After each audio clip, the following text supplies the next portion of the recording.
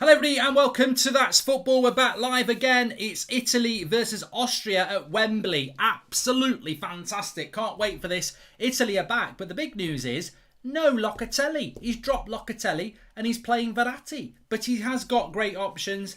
That's what he's got. That's what he can do, which is up to him, of course. We are sponsored by Spond for the show today. I will take that down in a moment, but we are sponsored by Spond. Make sure you download it. It's free to do. I'll explain to you what Spond is in a moment. I just want to share the tweet out so that everybody knows that I'm live, and then we will do that. But look, Manic Street Preachers, Tom Jones, Shirley Bassey, Ian Rush, you boys took one hell of a beating today, didn't you, the Welsh? Felt for Jordan there. And... you know, it is, you know, losing's one thing. I predicted that, but getting absolutely smashed by Denmark, I didn't see that coming. Very convincing from Denmark, and they're not conceding many goals as well, which is always a good thing. But yeah, you're all very, very welcome. Let me tell you a little bit about Spond. I know I showed you about Spond on the previous show, but look, Spond makes organising any event super simple. And today's Watchalong is presented by them. Really, this is about organisation. If you're into football, if you play football with your mates, arranging things, etc. I really like Spond because it takes all the hassle out of organising any group event, and it's 100% free. It's so rare that you come across a company that aren't greedy and that truly wants to help you out.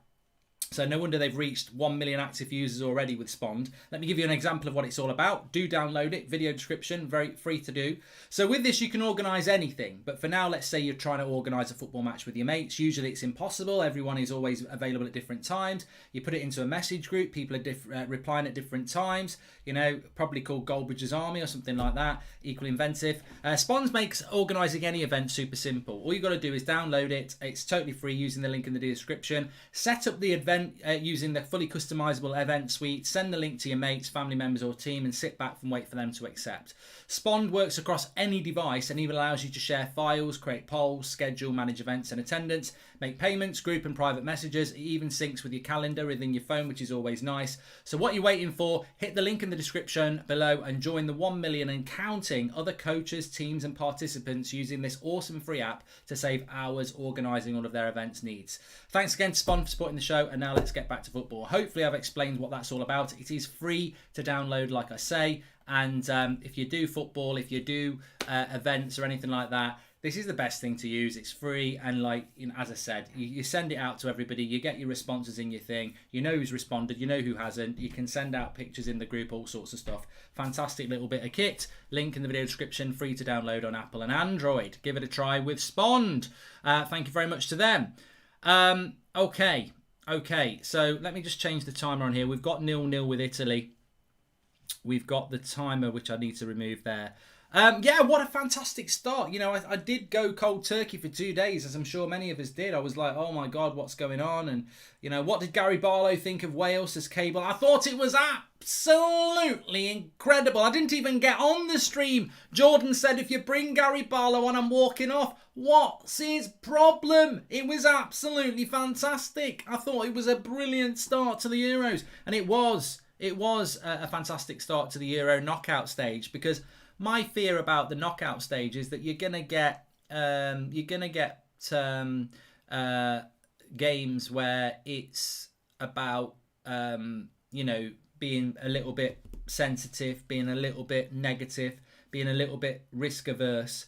And I think in the first 15 minutes we saw Wales go for it, and then after that we saw Denmark, you know, carve them open a lot, and we got 4 goals. Comprehensive win. I mean, look, I'd have preferred a 5-goal thriller over a 4-goal thriller, but, you know, a 4-goal thrashing. But hopefully we're going to see that tonight. It's at Wembley, which is great. Lovely to see. You know, I love to see internationals played at Wembley, especially when it's not England. It's normally a better game, to be fair. And I think that, yeah, it's absolutely fantastic. Mark's doing magic tricks, yes. Look at that. How to make my nose disappear. But, yeah, look at that. What am I doing? Doing magic. Ooh. But no, I think hopefully we will see a really good game. Again, I think the way Italy play football is so refreshing compared to the way Italy used to play football. they do go and play football, which is really important in a way that they want to play. There is a United stand today. It's at 10 o'clock, Manish. We just have to be very careful because I really did think it might go to penalties with the Wales game, which would have meant scheduling at 7 o'clock would have been stupid. And if it had gone to extra time, we wouldn't have been able to get United standing before the kick-off of this game. So hence, we just put it back to 10 o'clock. Mahale could do a job for us at backup right back, says Julian S. So yeah, I was very, very pleased with that opening game. I mean, I was disappointed for Wales. I've got to admit, I was disappointed for Wales. But as an opening game, I thought it was really good. And I think that, hopefully we're going to see a good game here. I don't know what the attendance is at Wembley, but it looks quite empty. I think it's meant to be 40%. But if anyone can confirm that to me, let me know. Look, my fingers. I've got flying fingers. What's going on there? My fingers are flying. Oh, what's going on? I've chopped my fingers off, look. It's magic. I'll stop messing around now. 20k. Why is it still 20,000? What's going on? Still 25%. Why? Why? I thought in the knockout stage it was going up a bit. What's going on? I thought it's 45,000 like Robert Brennan says. Why? Evening again, says Advath. Hello, everybody. Magic Bridge says ice cold beverage. Austria could cause a problem. Grilch is playing. Zabitzer is playing. Let me go through the two team newses, actually. It changes for... my mouse is messing up now. Apparently it changes for the... What? Why are you messing up? I put a new bloody battery in. Do you want me to throw you against the wall? Bloody piece of crap. You've had a new battery in. Taking a piss. 20k because of Delta plus variant, says Debono. 60k is for the semi-final and the final. Yeah, well, it doesn't look. It looks like it's. I don't know what's going on with these attendances. You think they're going up and they're going down. Story of my life. But let's go through the team news anyway. Yeah, but I don't think Italy will play negative today. I think Italy will play on the front foot. That's what I'm expecting from them, and therefore I think we'll see a good game. Austria, Donnarumma, De Lorenzo, Bonucci, Acerbi, Spinazzola, Barella, Jorginho, Verratti, Berardi, Immobile, and Insigne as the team.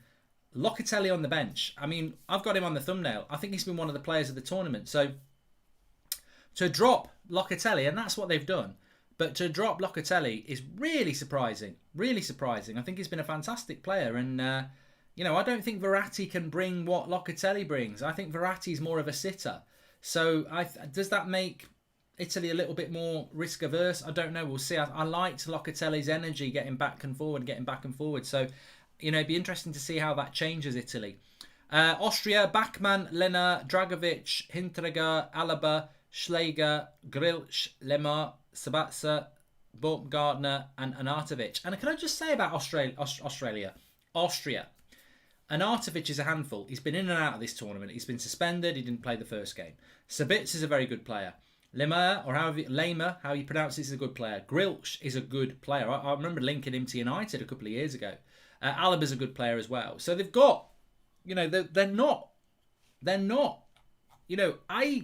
My prediction is that Italy will win this 2-0. But let me just say this. This game could be an issue for Italy. This game could be a banana skin in the sense that if Austria play well and get a draw and take it to penalties, this is how Italy could go out. So they've got to be very, very careful. They have to be careful. Jorginho is so disrespected, it's unbelievable. I think Jorginho is a very important player for Italy. They could have put Verratti there and played Locatelli. But you can't put Locatelli where Jorginho is because Locatelli's not a holding midfielder. So, Jim White, Sky Sports News, 21st incoming. Thank you very much there. How you doing, Mark? I'm excited. This is the game I've been looking forward to most today. I enjoyed Wales-Denmark, but this was the game I was looking forward to. Italy are the team that hasn't disappointed me yet. I think Germany have been up and down. England have been terrible. France have been a bit of a slow starter. Portugal have been up and down.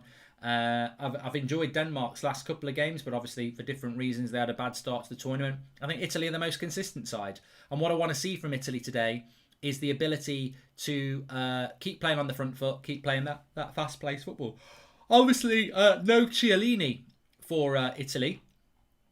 And he's not on the bench. So I don't know what the story is with Chiellini. Is he out of the tournament? Maybe somebody can tell us. I can imagine you doing what Hancock was caught doing to Zymak. I mean, you really are a cretin. And I mean, you know what? Bye. See you later. I don't need that sort of shit. I don't. It's not even funny. I don't even find that funny. You know, I don't find it funny. Italian's not tall enough. I don't. If Hancock, you know, the Hancock thing, whatever. But I don't like me being accused of that. You're a cretin. You really are. So piss off. Came off injured last game. Chiellini. I don't know whether he's back fit for later in the tournament, but that's something. I'd take Mancini at Manchester United, says Luke Waller. He did manage Man City in the past, though, didn't he? So you know, that's a difficult one. Chiellini's got a hamstring injury. Well, that might be him out of the tournament then. Could be really out of the tournament there. You know, long way off. Mark, I'm half Italian. Forza Italia, says Fergie's Red Arnie. I'm non-Italian, but you know, my there are family connections to Italy, so I always want them to do well. Dylan's got a dental appointment on Monday. Don't need to apologise.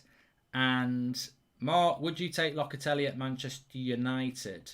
I like Locatelli. He's not a CDM though. That's the, you know, we can all buy players, but I'm telling you now, Locatelli's not a centre defensive midfielder. What's Alaba's best position, Mark, in your opinion, says Joshua?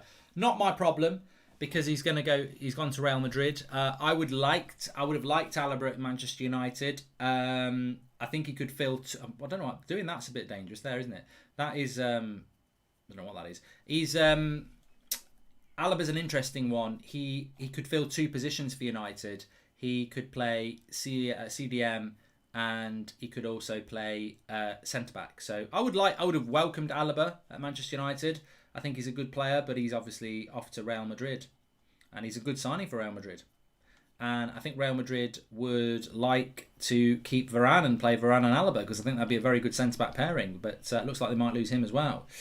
What are you doing tonight, says Ladios? Watching this game with you, good people. What about Sabitzer for Manchester United? Well, the thing about Sabitzer is, I was asked a question about Sabitzer and people just get on their high horse because, to be honest with you, people are just very, you know, people always just want to see the worst in people, don't they? They always want to take the piss out of people. But what I said about Sabitzer is, for 15, 20 million, I would take him at United, and I 100% think he could play in a midfield pivot of two. And people are like, he's not a CDM, he's not a CDM. Pogba's not a CDM. Donny van der Beek's not a CDM. But he can play in a midfield too. Definitely play in a midfield too. He's a quality footballer. That he can do that. I would like him at Manchester United. But is he a specialist CDM? No, he's not. He's not a specialist CDM. And I accept that is what Manchester United would like. But I do like Sabitzer. I think he's a good player. And I think a lot of people would welcome him at Manchester United, but yeah, he's not going to be that. Interestingly for Locatelli, he does play primarily as a defensive midfielder for Sassuolo. He's played a number of games as midfield, and obviously when he's played for Italy, he's played box to box. I just think, you know, I think his career will be as a box-to-box. So when I say he's not a CDM, I just mean that I don't think that he would be a CDM. I don't think that's the best out of him. I don't. Maybe I'm wrong. You know, I don't profess to be right about everything. But I think when you look at the goal that he scored against, who would it have been? So it was, who was in their group? Turkey, Wales, Switzerland, wasn't it? He scored 2 against Switzerland. That goal where he started it from deep and made that run, it was very Frank Lampard-esque, and I think that for me is that is what I want to see from Locatelli as his career develops. Would I want him just to sit there and, you know, conduct things? Well, I think he can do that, but I just think he's more than that. You know, I don't think Jorginho can be a box-to-box midfielder. I don't think that you know, Ndidi can do that, but I think Locatelli is that. I think Locatelli can do all jobs, but I think ultimately he can be that sort of driving force to get in the box, which you don't really want from your CDM. Your CDM's got to sit. Michael Carrick would sit. That's what you want. Who should Liverpool sign, and will they fall behind, says Rusu. Well, you bought Konate, good signing. You will replace Wijnaldum. You know, maybe Liverpool will get Sabitzer. The thing about Liverpool is I would never worry about your transfer activity at Liverpool because your owners have pissed off your fans with the Super League and your owners are fully aware that they need to win you back. And the thing about Liverpool is they act very quickly and very efficiently in the transfer market. So you will buy players. I do worry about Italy a little bit today. I would have played Locatelli. I think he brings a lot of energy to that midfield. And I think Jorginho and Verratti, whilst they're both very good and I do like them both, they are also players that are a little bit, a little bit slower, I would say. So I'm hoping we're not going to lose the progression from Italy tonight, that fast-paced movement. Still no Pellegrini for Italy. I don't know what's happening with Pellegrini. He's not on the bench again. He's not fit. And we are now into a point where, Italy could get knocked out. So I don't know what's happening with him. Let me just have a quick look if I can find something out about Pellegrini. I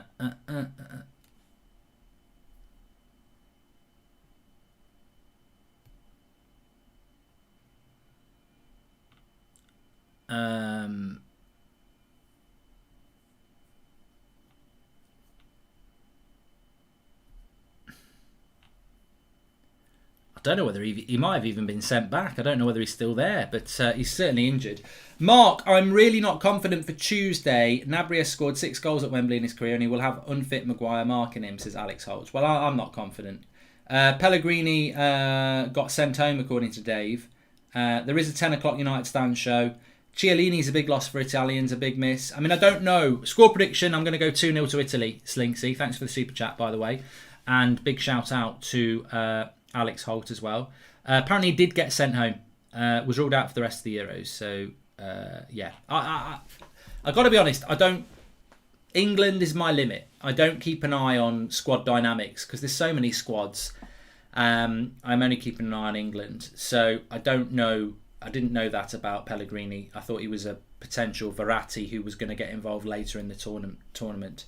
But no, it looks like he's been sent home. And with Chiesa, Chiellini, it looks like he is... United Stand is a Manchester United fan channel that I run, Harley. If you don't know that, then you probably don't need to know that. There's a 10 o'clock show tonight talking about all the latest news because we normally do an 8 o'clock show, but obviously there's a lot of matches going on at the moment. Advath says, I see Italy smashing them. Yeah, we don't know how long Chiellini's out for. Apparently he's back in training, says Ash. So thank you very, very much about that. Reece James to Man City would be interesting. I don't think Chelsea would sell to Man City. I think that's just paper talk, to be honest with you. If Italy score early, this could be a cricket score, says Jester's Vengeance. Thanks, Robert Wells. I am on TikTok, by the way. If anyone wants to give me a follow on TikTok, shall I put? I don't know. It's Goldbridge Official on TikTok. So if you're on TikTok, just go on there and type Goldbridge Official. I've done a brand new sort of introduction with 50 Cent's music, so it's very with it. 3-0 to Italy, says Stephen Lilly. Jim White, Sky Sports, Wales are out of the Euros, says Himanshu. Verratti's too good to be left out of this team. Glad he's starting, says Josh. I think that was always the problem, Josh. Curious as to what the green thing you're holding is. It's just a little stress ball thing. It's like a little red. Well, it's quite a big green band. So you squeeze it like that because it's green, and I'm using a green screen. It will disappear. Look, put it on my forehead. Put it on my head. Put it over there. So yeah, it will just cause a hole.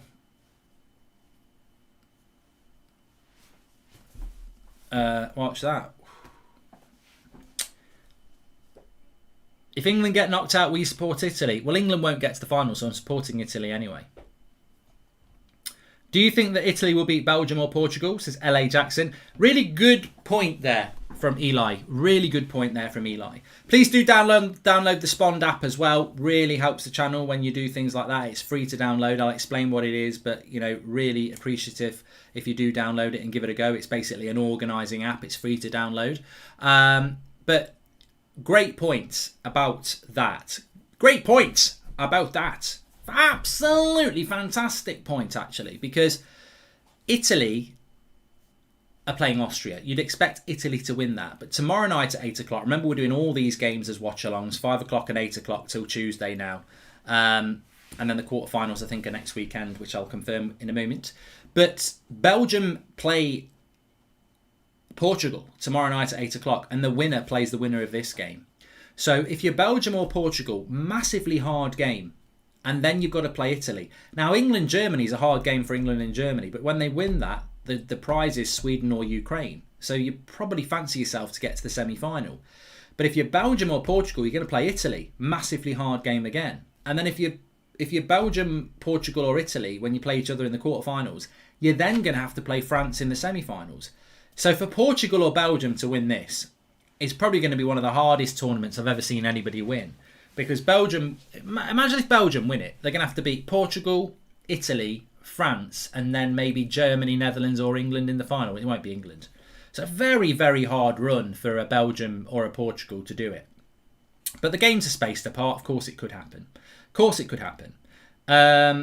Iceland knocked England out in 2016, Marks, as MJ. Yes, they did. They did. Good thing that message got deleted. Thank you very much. I love pizza. Good. That's good. Lots of people probably eating pizza tonight. My favourite Italian food is lasagna. Love it. Absolutely love it. But there you go.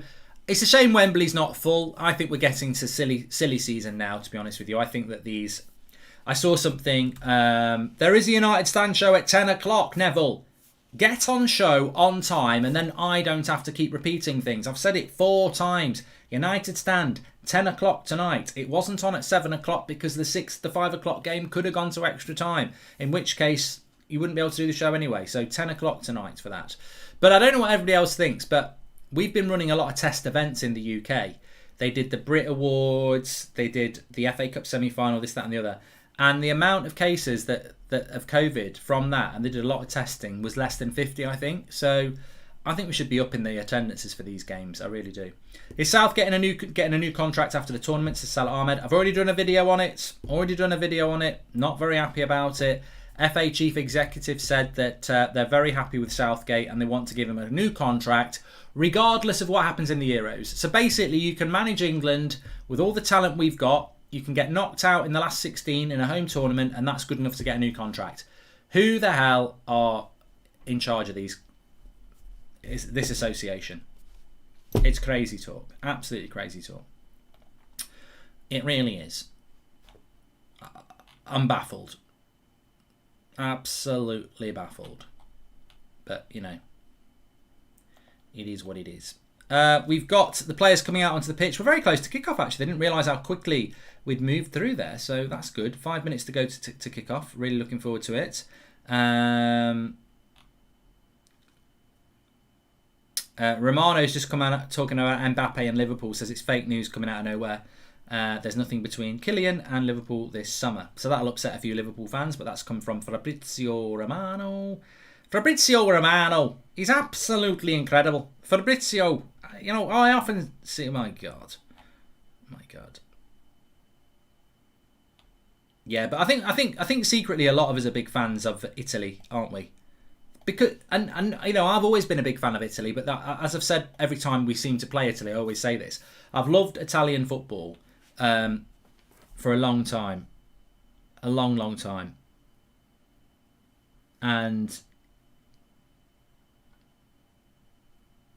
it's always been a little bit what's the word?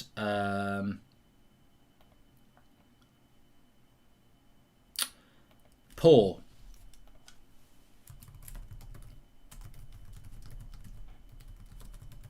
And the football's always been a bit dire. But what we are seeing now is a really diverse way of playing football. Is diverse really anything to do with football? Probably not. Adaptive way of playing football. And I'm excited by it, the way Italy are playing. So, yeah, all kudos to it. Kudos to it.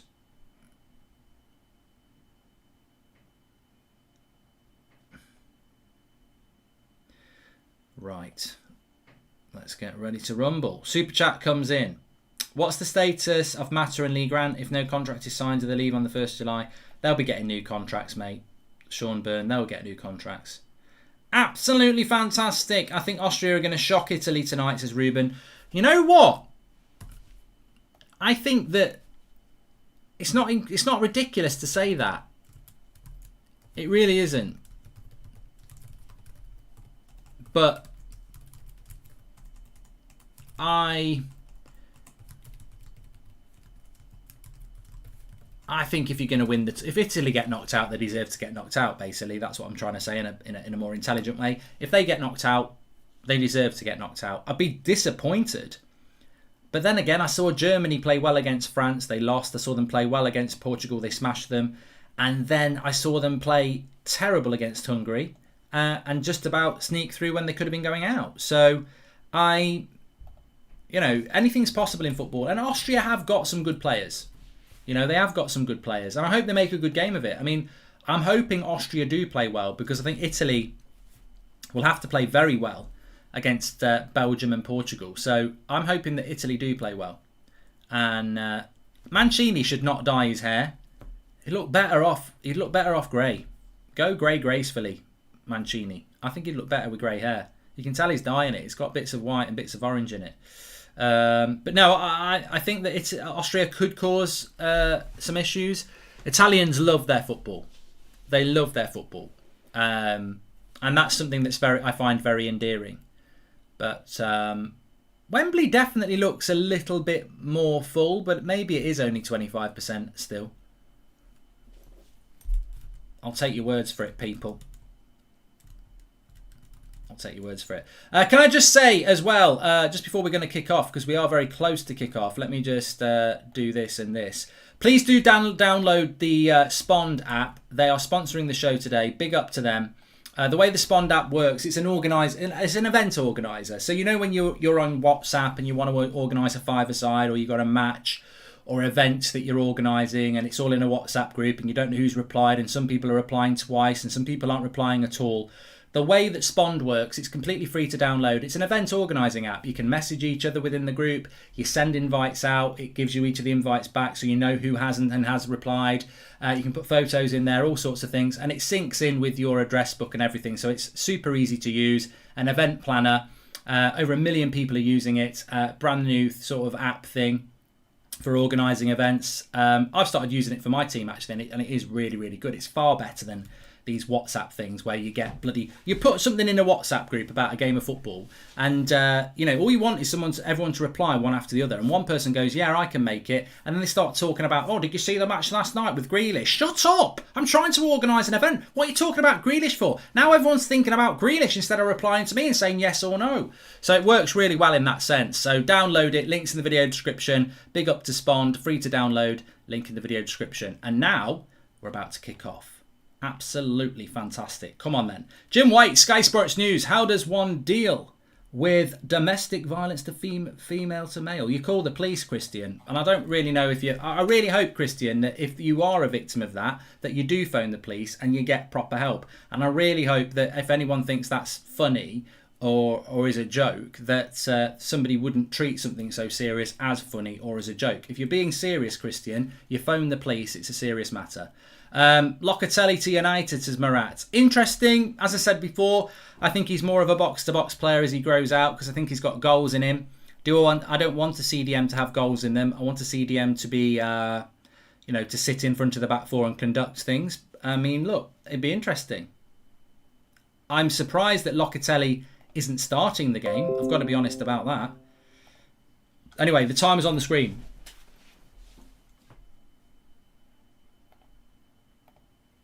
Relax, let's go slow. I ain't got nowhere to go. Just gonna concentrate on you. Girl, are you ready? I don't know why I'm singing Boys to Men. So early look at Italy here. You've got Jorginho doing the holding role. You've got Verratti on the left-hand side of the midfield and Barella on the right-hand side of the midfield. So They'll be hunting hard there. Spinazzola wants to get forward. I just love the dynamism of this this Italian side. Already you can see the intention is to get on the front foot and make things happen. But it's Austria on the attack. And oh my God. That cross came in and it could have... Oh, yeah, early yellow card here. Is it early yellow card? No. Cross came... Barella's down injured. Cross came in right across the 6-yard box. Italy have not conceded a goal. This... Arnautovic in on Barella there. Italy have not conceded a goal all tournament. Baumgartner puts the cross in right along the 6-yard box, and Sabitzer tried to do a little flick, and then it's found its way across to, I think, Lema, and it's an early yellow card for Arnautovic, late in on Barella. Well, you don't want Arnautovic on a yellow card because he is a red card waiting to happen. Why are they showing Arsenal versus Chelsea? I like it, Abinjet. That's good. It does look a bit like Arsenal versus Chelsea. Now that's going to be in my head all stream. Austria probably better than Arsenal, though, to be honest. Goldometer, Himanshu, you've got to go with Italy, haven't you? But although Austria have started off very well, I hope they can keep this tempo going because it will make for a really good game. And you know what? We've been lucky so far. We haven't seen many boring games. We haven't seen many teams that want to sit back and, you know, defend. Sweden are an obvious one. But, yeah, we haven't seen a lot of that. Michael says, what's the odds on a European team winning the Euros? I don't know. I think they're pretty big odds, mate. I think, you know, I'd probably put a bet on that one. And I'm not really a gambler. There is a 10 p.m. show on the United stand. If it goes to extra time, we'll just push it back. But we can do that. We couldn't do that with the 7 o'clock show.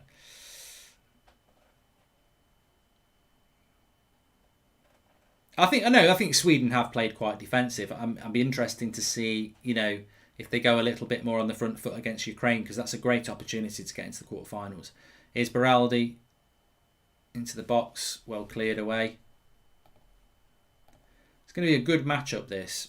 Berardi, sorry. I always call him Beraldi. Don't know why.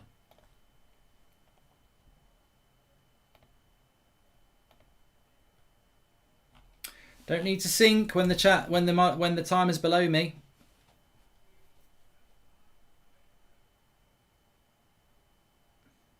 Big up Sam Potts. He's always shouting, let's get 7k watching or 5k watching. Yeah, please do smash a like on the video if you're watching.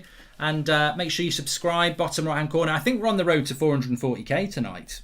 We were very close in the Wales game. I don't know whether we went past it, but I didn't check. So I'll have a look now. Okay, we're 70 subscribers away from 440k. So we should hit 440k. Make sure you subscribe, bottom right-hand corner. Please lose Italy, says Alex Hunter. I tell you what, Austria have started off very, very well. Italy need to settle down here. Don't do this to me, Italy. Don't be France and Germany who has one good game and then doesn't have another one. Poor hold-up play by Immobile. I don't know why he didn't just take that into his... take it into your stride, mate.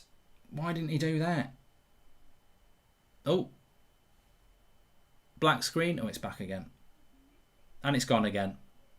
I presume everyone's getting this problem. My screen is... Now it's back again. Gone again. Back again. And it's gone for a throw-in, surely. Yep. I don't know what was going on there.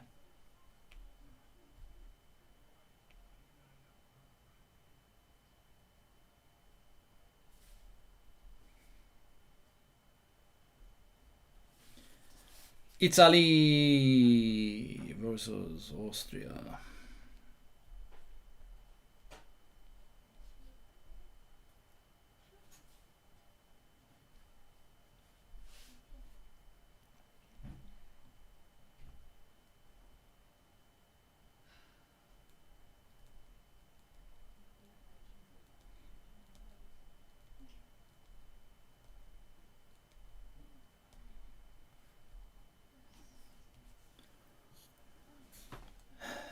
Italy didn't beat Germany and France.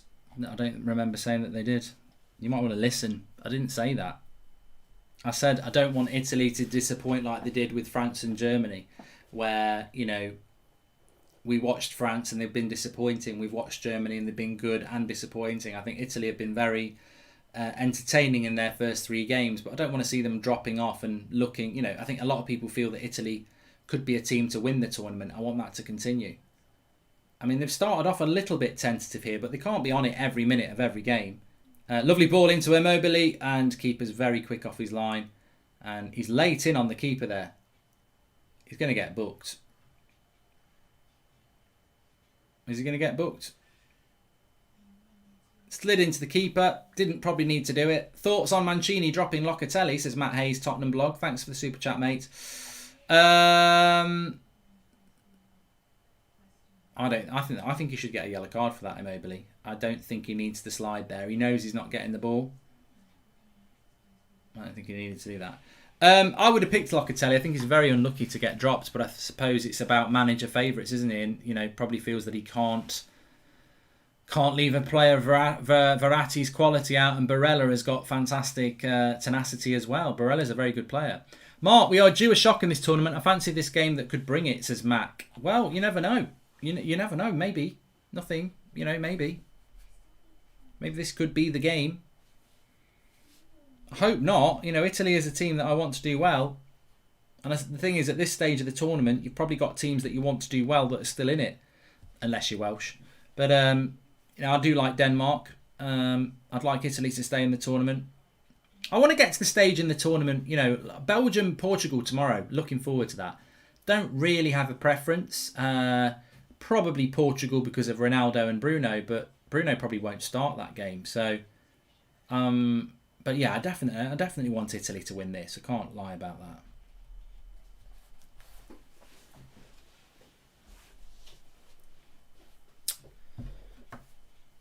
Imagine if Denmark win the Euros, what a story it would be. They've won it before, Rishab. I remember them winning it in '92. Very young at the time, but I remember it happening. I was so pleased because they beat Germany in the final, and Germany were massive favourites. So it was like a real underdog story. England were absolutely trashing that tournament. Graham Taylor was in charge. The team was crap as well. I don't know how we went from Italia 90 to 2 years later. The team was unrecognisable. It was awful. Here's Italy on the drive. Spinazzola. Good tackle. But I'll tell you what you can tell straight away from this first 8 minutes. That Austria are no mugs. And I never thought they would be. They're no mugs. They're not here just to turn up and then go out. Anthony Taylor is doing good so far on the Euros. Wales ref was shocking. Foul before the second goal. Shocking red card. Even offside was questionable, says Thomas. Good points, Thomas. Hey, hold on. Here's Italy. Berardi on the attack. Look at the pace in which Italy attack. Nice ball into Di Lorenzo. Nice Barella. And he's tackled. But they're so... I think Italy are starting to find their rhythm now. First 5 minutes, Austria have said, "Hey up, we're here to give this game a go." And I think Italy are just feeling their way into this game now.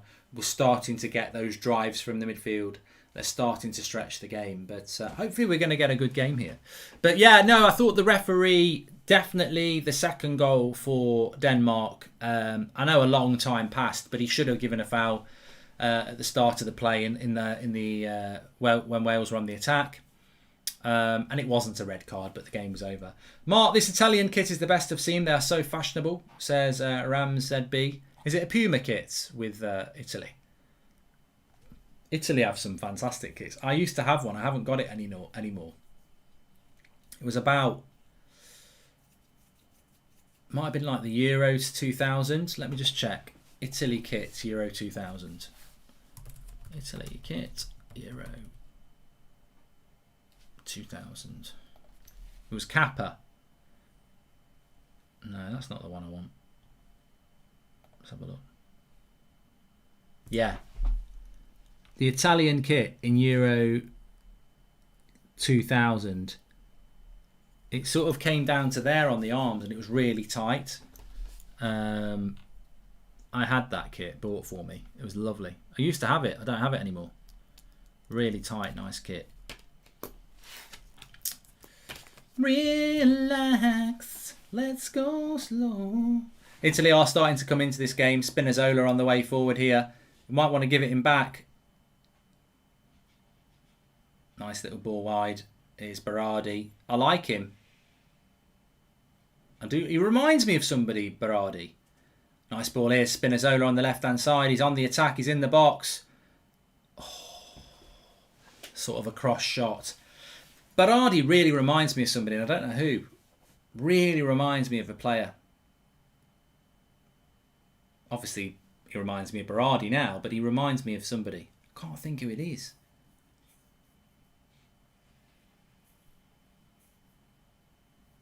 It might be Kanchelskis, but Kanchelskis was very very right-footed, and Berardi uses his left a lot. He reminds me, I think it might be Kanchelskis. You won't remember Kanchelskis at United, but he was a winger, but he was actually quite athletic, physical. No, it doesn't remind me of Ribery. It doesn't remind me of Robin. Played poker last night. The other guy was drunk. Easy £100 of my life, says Martin. There we go. Reminds me of Janusaj. No, I think he's actually quite... Yeah, I think the Mahrez thing is quite... Yeah, I get the Mahrez thing as well.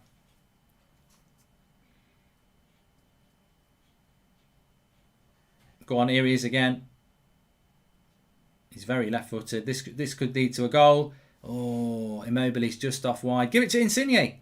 Oh, too slow. What was that? Italy, you can sense a goal from Italy here. Austria just, after a good start, just need to settle in. Here's Alaba coming forward. I think he's playing at the left wing-back role. Good game, though. Good game so far. Not slow, fast. End to end. I'm enjoying this. I hope you are as well. Most underwhelming player of the tournament, says Advath. God, don't care. No interest, to be honest. Sorry, I'm not being rude. I've just got no interest in most underwhelming player of the tournament in a game like this. Get in the chat. Help Advath out. Who's the most underwhelming player of the tournament? Probably Harry Kane. But yeah, I'm enjoying this. Nice little ball there. He'll keep it on for a cross as well. Cross comes into the box. Italy will clear. Really good tempo to the game, though. This is exactly what we want to see.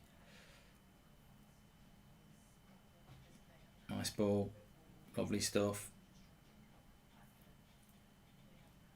Yeah, Kane's been underwhelming. England have been massively underwhelming, to be fair. But look, we've had 13 minutes already. What a start. What a start. Has Bruno been underwhelming? Well, the thing is he... I disagree with you. Not because I like Bruno. I just disagree with you because I think you're letting your agendas get ahead of you, because I can sit you straight down with Bruno. He actually played very well in the first game against Hungary. He nearly scored an absolute worldie from 35 yards, and he actually played well. He was just very poor against Germany. And did you know that Bruno's played 80 games in a calendar year? So it's not surprising. Thoughts on Matt Hancock, Mark? Sinsilla. I don't really have massive thoughts on it, really. I'm not really that into politics. You know, I sort of go through phases, and I'm not in a political phase for the last while. I think, like a lot of people, I was very interested in what was going on with COVID. But even that sort of, I'm not that massively interested now. It looks like we've got a handle on it. So Matt Hancock had a handle on something, though, didn't he? A couple of things by the looks of it. No, you are allowed to criticise Bruno, but I think to say he's been the most underwhelming player of the tournament, it does him a disservice, because he actually played well against Hungary, whereas Harry Kane's been very underwhelming in every game.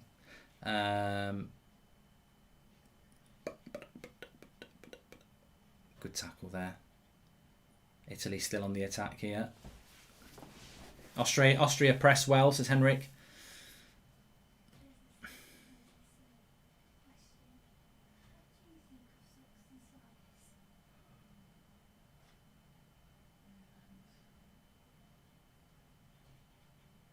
Frank Carville says Italy are looking to counter Austria. I think Italy remind me a lot of Man City under Pep. I think there's massive similarities. They defend really well, but they press from the front really well. Mark, on our CDM situation, says Gwydion, when Rashford and Sancho are fit, Ollie will have to start them both out wide. Therefore, Pogba will have to play in the pivot, says Gwydion. Well, never say never with Ollie. But I would hope that would say. I will not accept any Kane criticism, says Matt Hayes, Tottenham blog. Make sure you subscribe, by the way. Bottom right-hand corner. We're so close to 440k. We're trying to get up to 450k by the end of the Euros, but we're nearly hitting a landmark of 440k. So make sure you subscribe. Bottom right-hand corner. We're only about 30 away now. Nice little ball in there. And... Oh.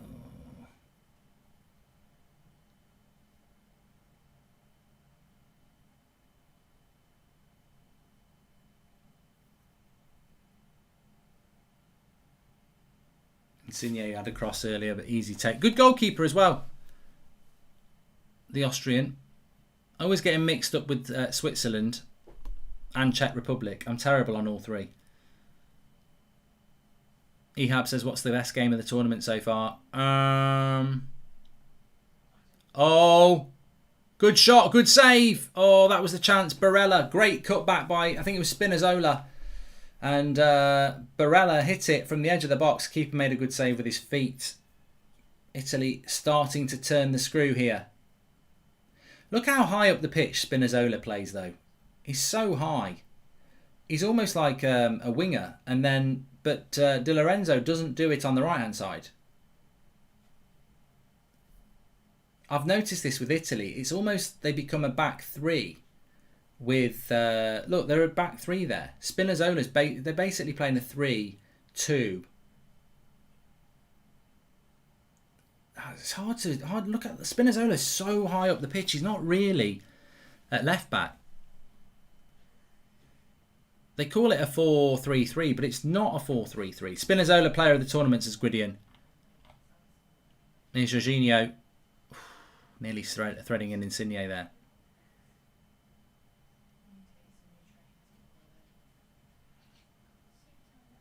I figured it out.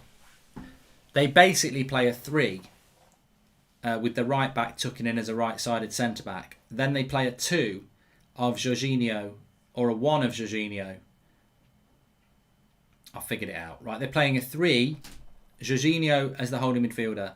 Then you've got Verratti, Barella, and then you've got Spinazzola and Berardi, and then you've got the front two. Ooh, Arnautovic there. Fought for it. Hit it on the half volley.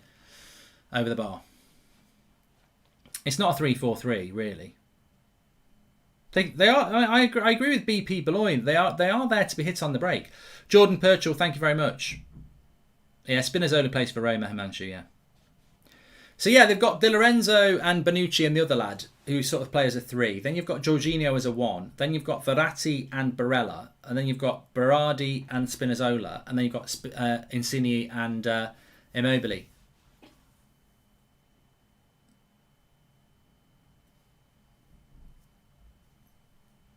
Although I think I've got that wrong, because I think Berardi and Insigne are probably level.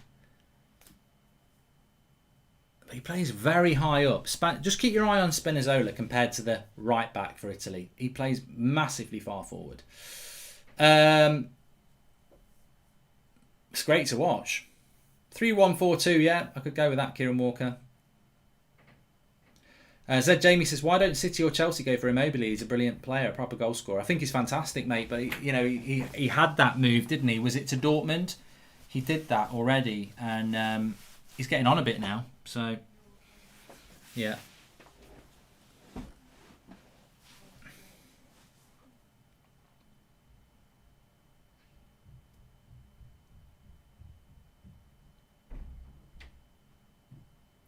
Yeah, but Italy have settled into this game again. I think first 5 minutes, I thought Austria started off quite well. They've now settled into this game and they are starting to take hold of it. That should be a yellow card. Picks up a lot of card fouls, Barella, doesn't he? That should be a yellow. Tell me lies, tell me sweet little lies. Tell me lies, tell me lies. All along, no, you can't disguise. Tell me lies. Austria have been a bit dirty, says SI Guy. I'd take Jorginho at United as well, Sadiq. Well, he wouldn't be my first choice, but I'd take him over nothing. And I think he'd improve us massively. Oh, lovely little flick. And it doesn't work. But yeah, Italy, impressive. Foul.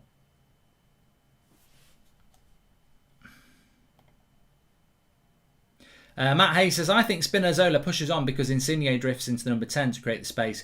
De Lorenzo doesn't need to push on because Berardi stays wide. Exactly, spot on. Zane says that, I heard Hancock is looking for a new job. Will you get him on Watchalongs for extra comedy?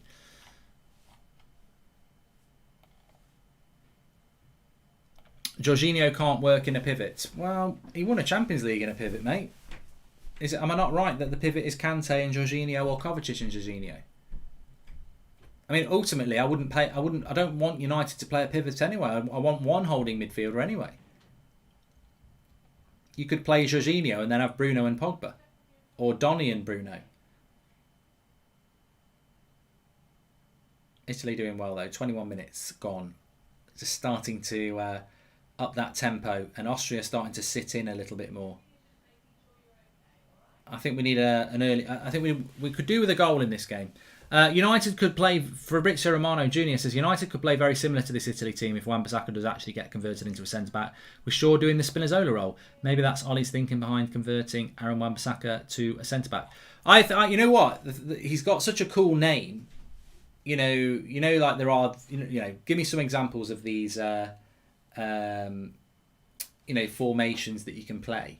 You can almost play. It can almost become a formation. The Spinazzola. Oh look, they're playing the Spinazzola. I think it actually it could become its own formation name, where one of your fullbacks basically becomes a winger and your other fullback tucks in to make you a back three.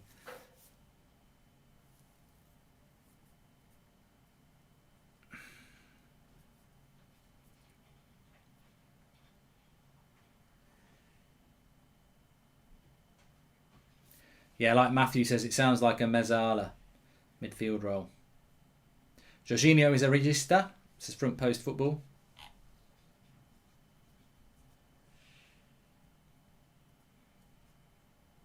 Do I rate De Lorenzo?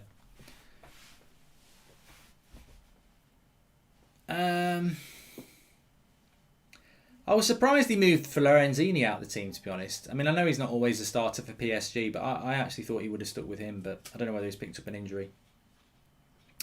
Koundé to Spurs would really surprise me. He's better than that. May as well go to Arsenal. Good play here by Italy. Watch out behind you, Barella. Gets tackled, and they clear it away. But yeah, I think Koundé's better than Spurs. It'd be a fantastic signing for Spurs, but I think he's better than that. Oh, it opens up. Berardi. I think he had the chance to shoot and he missed it. Yeah, I could see Koundé going to Madrid or, PSG or Chelsea. I think it'd be a very good signing for Spurs.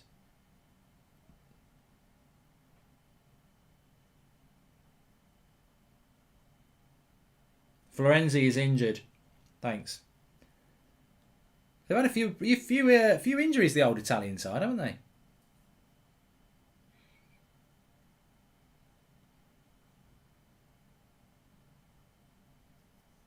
I think I would like to have seen Locatelli playing. Who's the scariest man you've ever met? What's the most dangerous situation you've ever been in? Would you ever wear a Stetson for fashion? Says Big Bad Brad.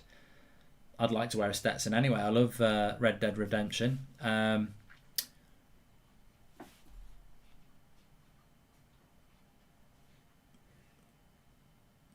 Jorginho to Verratti. Really do need an Italy goal here because Austria are just starting to bed in a little bit. You don't want this to become about attack against defence and playing for penalties. Mark, Saka and Tierney have performed any of United players better than any United players this tournament. Well done, Zane. You don't get a trophy for that. Tierney's come home. I think he's bent his run well there, Immobile. Can he take it down? No. He's going to get caught. It's one of them balls over the top where I think he'd beaten the offside trap, but he didn't take it down well with his first touch. And Verratti, good tackle again. Good bit of defending from Austria there. I said Immobile was onside. He seemed to bend his run perfectly, and he did. And if he'd have took it down first time here, he just couldn't take it down. He's let it bounce.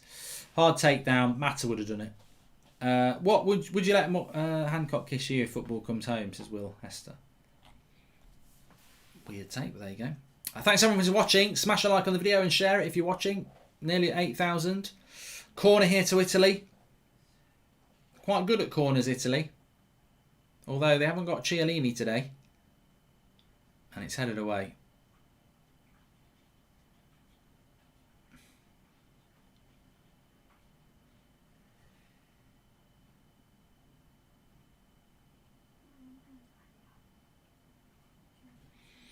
Yeah, I think the pace and tempo of the Italian game is so impressive to watch, especially when you're used to watching teams like England. It's so quick, so much quicker. If Italy get through, I'm not going to disrespect Austria and say they will, they should, but if they don't, they've only got themselves to blame. But I think if Italy get through, I look forward to seeing them playing Belgium or Portugal. But it's a 3v2 here for Austria, and it's well intercepted there. I think it was Bonucci. Yeah. Hi, Mo. Now it's Italy on the attack, and it's intercepted. Harold's Bonucci, 34.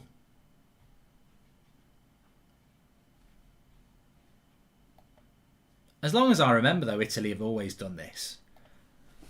Italy always seem to have old defenders who, just never, Chiellini, I know they've got Chiellini at the moment, Maldini, Costa Curta, Baresi, Cannavaro, obviously Bonucci, there's more, Materazzi.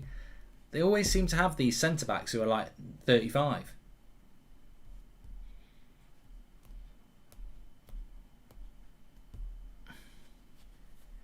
Nesta, there's another one, yeah, Himanshu. They age like a fine wine.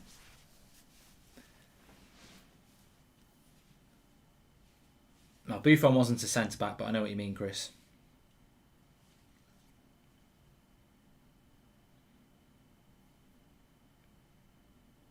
Costa Curta and Baresi when I was growing up.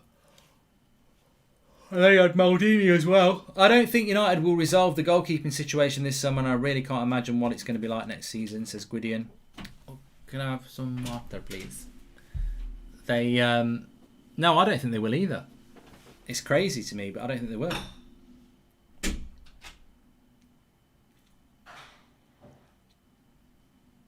Score percentage, I think it's gone up 70%. Italy get the first goal on the goldometer.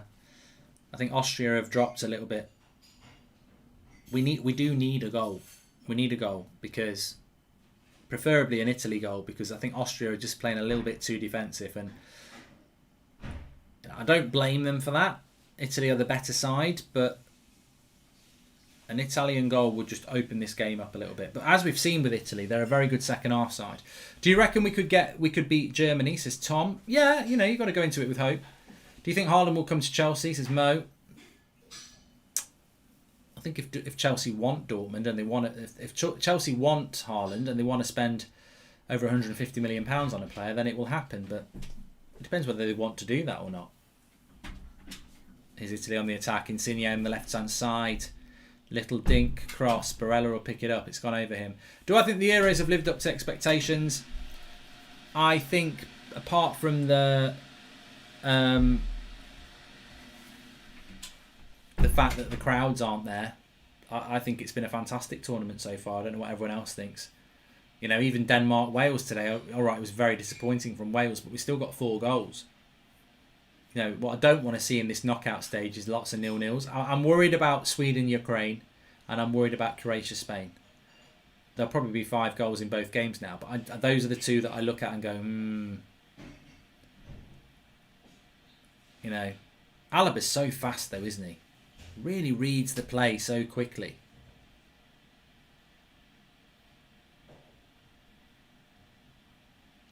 Would I take Bonucci at Manchester United, says Aaron? No, I wouldn't. I think Bonucci and Maguire would be better than Maguire and Lindelof, but I think there would be a big issue in relation to the lack of speed, recovery pace. I think Alaba and Maguire would have worked really well. Alaba's so fast.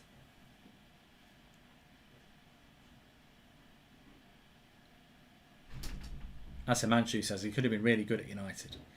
Yeah, he's a good buy for Dortmund, Alaba. Not for Dortmund, Madrid. I would be interested to see Pogba play against this high-intensity Italian team. This is Per-Erik Klassen. And AC Milan, mid-2000s, possibly best squad ever. It was insane. This is Dane Grayson. I would have put Alaba at CDM for United as well, Ian. I think he can play centre-back, left-back and CDM. And he'd be better than anything we've got.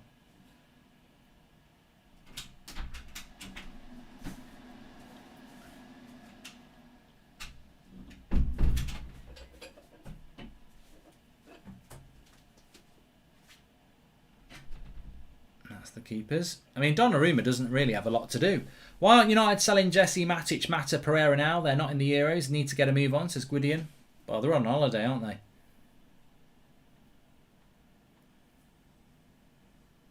Let's all meet up in the year 2000. Won't it be strange when we're all fully grown? Be there 2 o'clock. Fountain down the road. What a ball that is. What a ball. Was that Barella? Magnificent. It might have been Immobile, actually. It was a lovely switch of the play. And he shoots from distance. Oh, Christ. That would have been one of the goals of the tournament. Immobile. I think he might have switched the ball out to Insigne, but the shot he's just hit there, this would have been one of the goals of the tournament. The way he hits this ball, absolutely fan. Oh, imagine if that had gone in the top. That is that far away from being one of the goals of the tournament. Into the top corner. Oh, keeper's just like puffed his cheeks out and gone, what? What a hit. What a hit by Immobile. That was absolutely fantastic.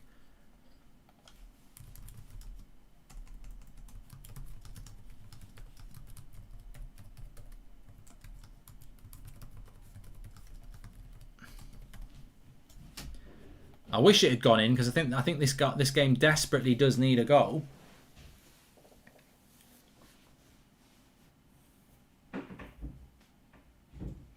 "32 minutes gone. It's gone very quick.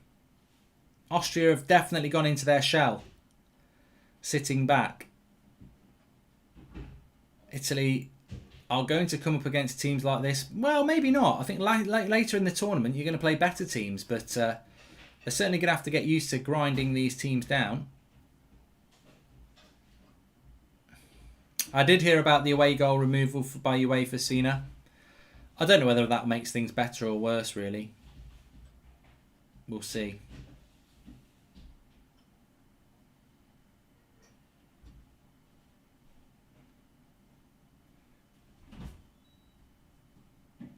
I'm actually quite open-minded about that.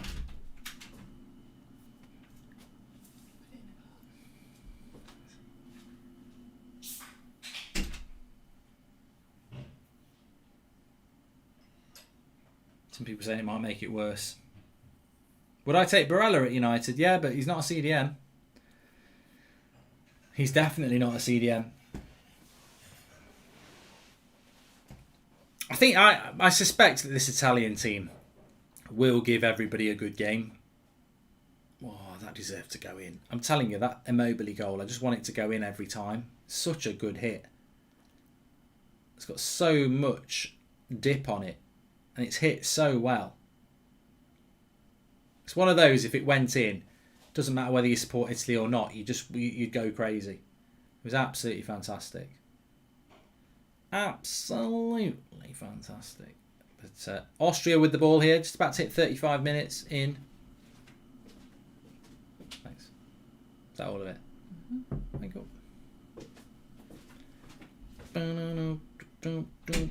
The technique was fantastic, Advath. It really was.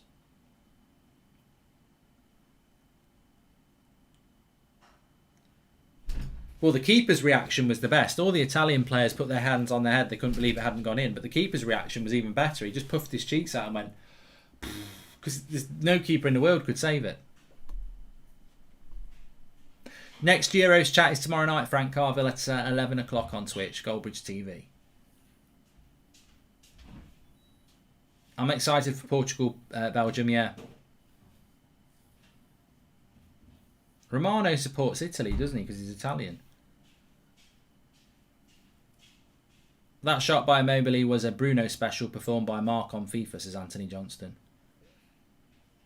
I do rate Jorginho Yama. I've said it a few times on this channel and the United Stand. Thanks everyone who's tuning in, by the way. Make sure you subscribe, bottom right-hand corner. We were 30 away from 440,000, so make sure you subscribe, bottom right-hand corner. Everyone's welcome on this channel. That's Football is for everybody to get involved in. We're doing all the watch-alongs for the Euros. We've done every one so far, and we'll obviously be doing them all now in the knockout stage. Cross to the back post. Donnarumma just comes and catches it. Easy peasy.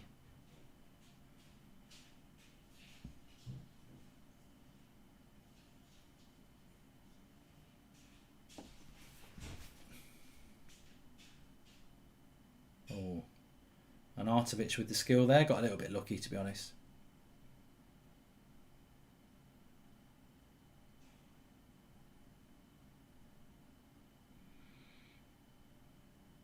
Ooh. That would have hurt that Austrian player there. I'm not trying to help the Glazers out here, but I really do think Van der Beek has the attributes to be a good CDM. So good on the ball, works hard, quite tall, says Gwydion. Yeah, but we've had a year of him not being used there. Giovanni, we've already spoken about Alaba at DM. He's going to Real Madrid anyway, so it's irrelevant. But yeah, I would have used him at United there.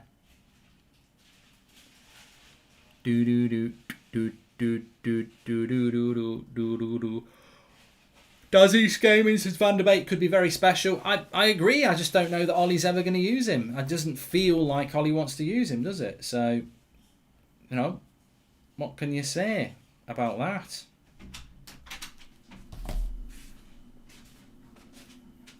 He's all right. The player's up anyway, which is good to see.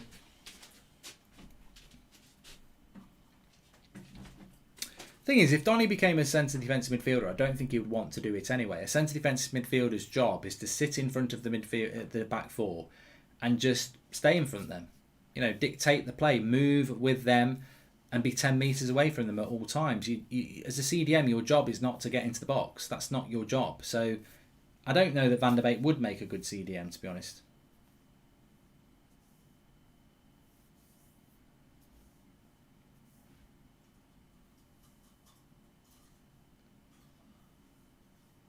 Have you heard about the new big young talent in the Belgium League? Name's Matthew Linton. He's tearing it up. Will be in the Prem shortly. 23 goals, says Aiden ST. Nope. I haven't. I have now.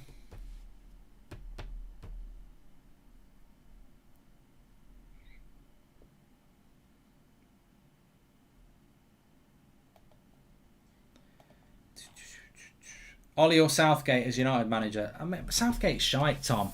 I think it's really disrespectful to compare Ole Gunnar Solskjaer to Southgate, because whether you think Solskjaer's a good or bad manager, Southgate's got nothing, like nothing about him. He's got no CV. His football is shit. And he's got the pick of so many good English players, and he still really wants to play a back five with two holding midfielders. You watch what he does against Germany. He'll play a back five.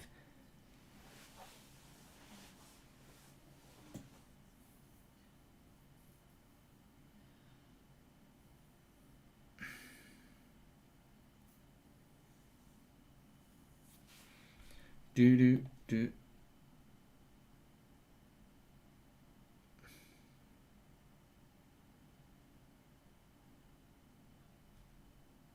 Then apparently I got baited, but it only ever works if I actually realise I have. I'm reading it back now. I can't see it.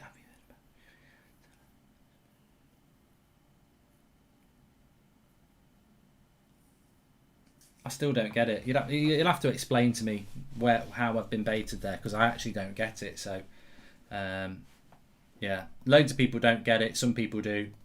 It's not very good then. If most people don't get it, it's not really that good. Wraith says, if anything, Southgate's braver because he subbed off Harry Kane. Oh, mate, you're a fool. I'm sorry. Absolute fool. So finishing second in the Premier League and third in the Premier League, do you really think Southgate could do that? Mate, he's awful. He's already got good players for England, and he makes his play shite.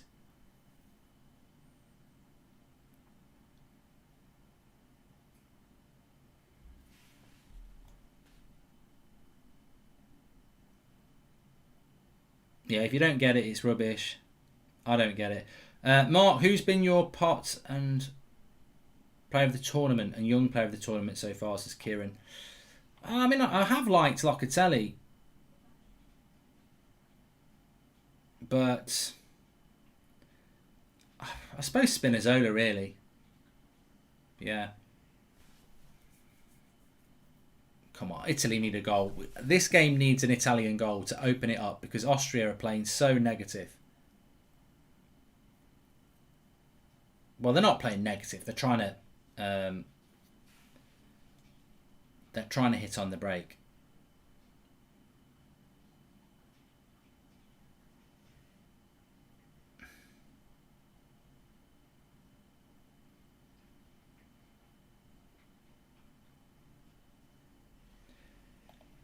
Hi Mark, what do you think about Benitez to Everton? Would you be mad about a City or Liverpool manager at Manchester United such as Mancini or Klopp? It's up to Everton managers, that is, isn't it?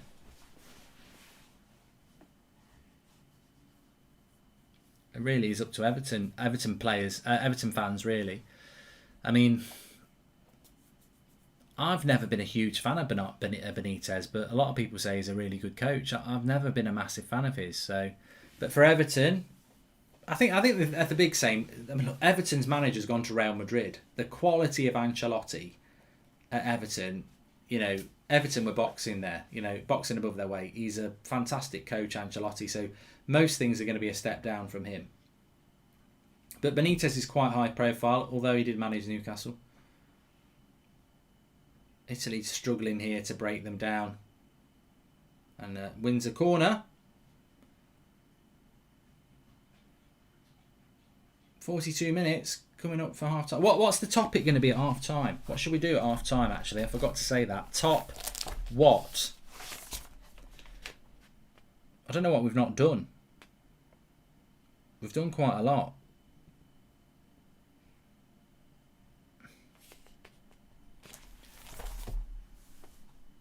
Oh, that's gone wide from a header.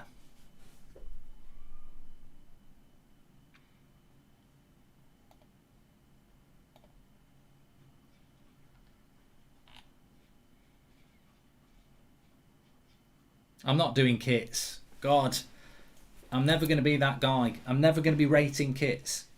Never. No, not doing that. And we haven't even got the visuals for it, so it wouldn't work.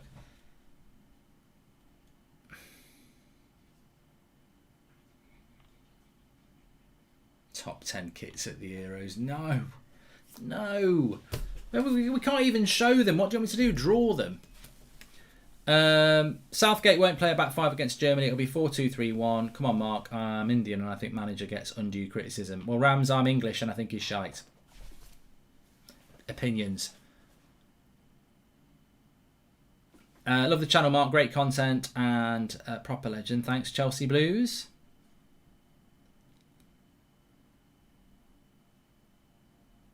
I'm not doing top 10 kits.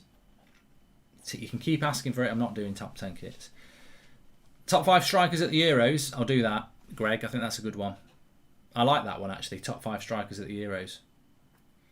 I like that. I do like that.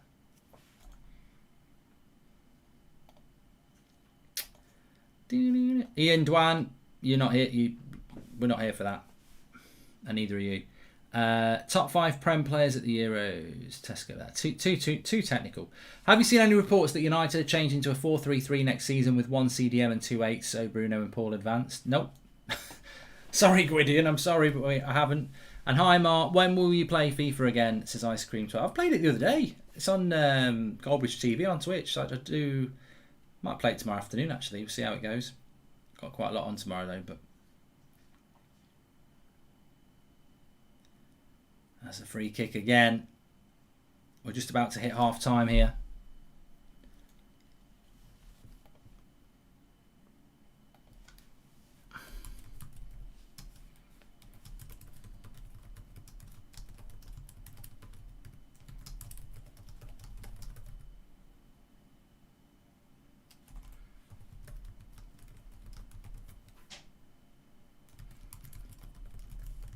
Quite a physical game. They've let them the Italians know that they're there. Austria.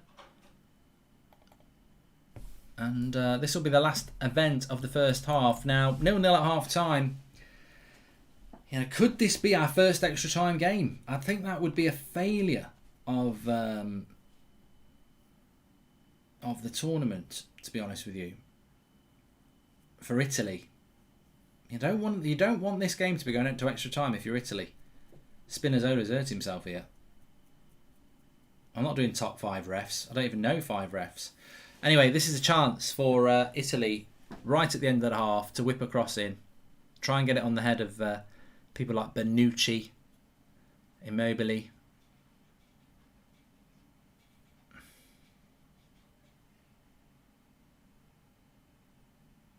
Rooney to Everton. God, I don't think even Everton would want that to happen. I mean, he nearly got relegated with Derby. He's got to do another year.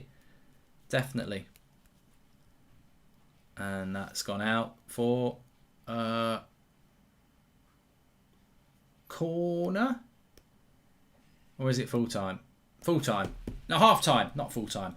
What am I talking about? What am I talking about? Half time. It's half time, not full time. So stop, collaborate and listen. Current starting 11 of the Premier League, says Landon. Thank you. We've already said what we're doing though.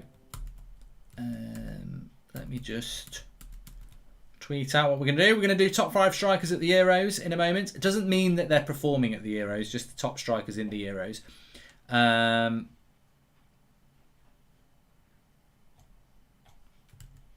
I just saw on social media there, actually, someone was saying that Inter are in financial difficulties and they still haven't paid off the Lukaku deal. What one player would you take from Inter? And I think there's a player on the pitch for Italy that I think we would take, and that is Barella. I think he's been fantastic so far. And he's a player I quite liked. I always get him mixed up with Tonali. One of them came from Calgary and one of them came from Brescia, and I always get them mixed up. I think Brescia was Tonali and Calgary was Barella, but I probably mixed them up. But yeah, I do like Barella. Good player. Good player. Right, let's do top 5 strikers then. But before I do that, can I just remind you that we are sponsored by Spond on this stream. The link is in the video description. If you don't understand what Spond is, it's free to download. It's an event organising app. So, and I say event, you don't need to be You don't need to be, Mr. Hearn organising, a YouTube boxing event. I'm talking about, 5-a-side with your mates, your football team, things like that. If you're using WhatsApp, it can be a bit of a pain because you put in there, who can make 5-a-side on Monday at 6 o'clock. A couple of people reply, 8 people don't reply, and then someone else starts talking about Jack Grealish going to Man City, and it gets messed up. This is free to download. It can sync in with your address book.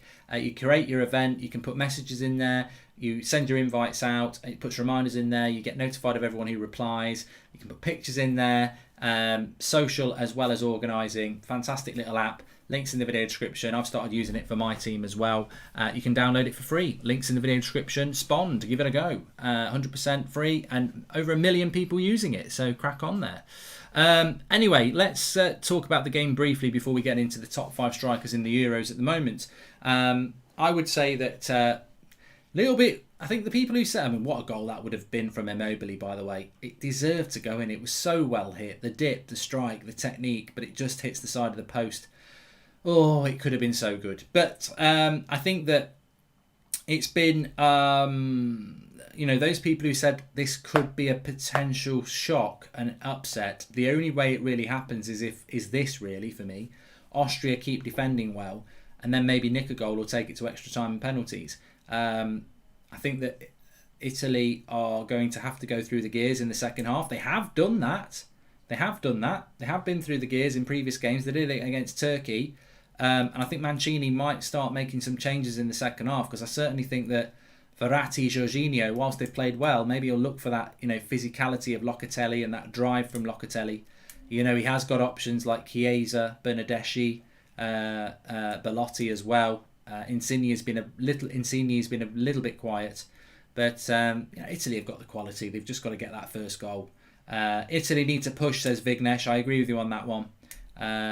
But yeah, Italy have definitely got the quality to go and do better things in this second half, and I think they will. I still think 2-0 will happen. There's a couple of decent chances in there for Italy so far. Top 10 times players act I'm not doing that. Christopher Whitty.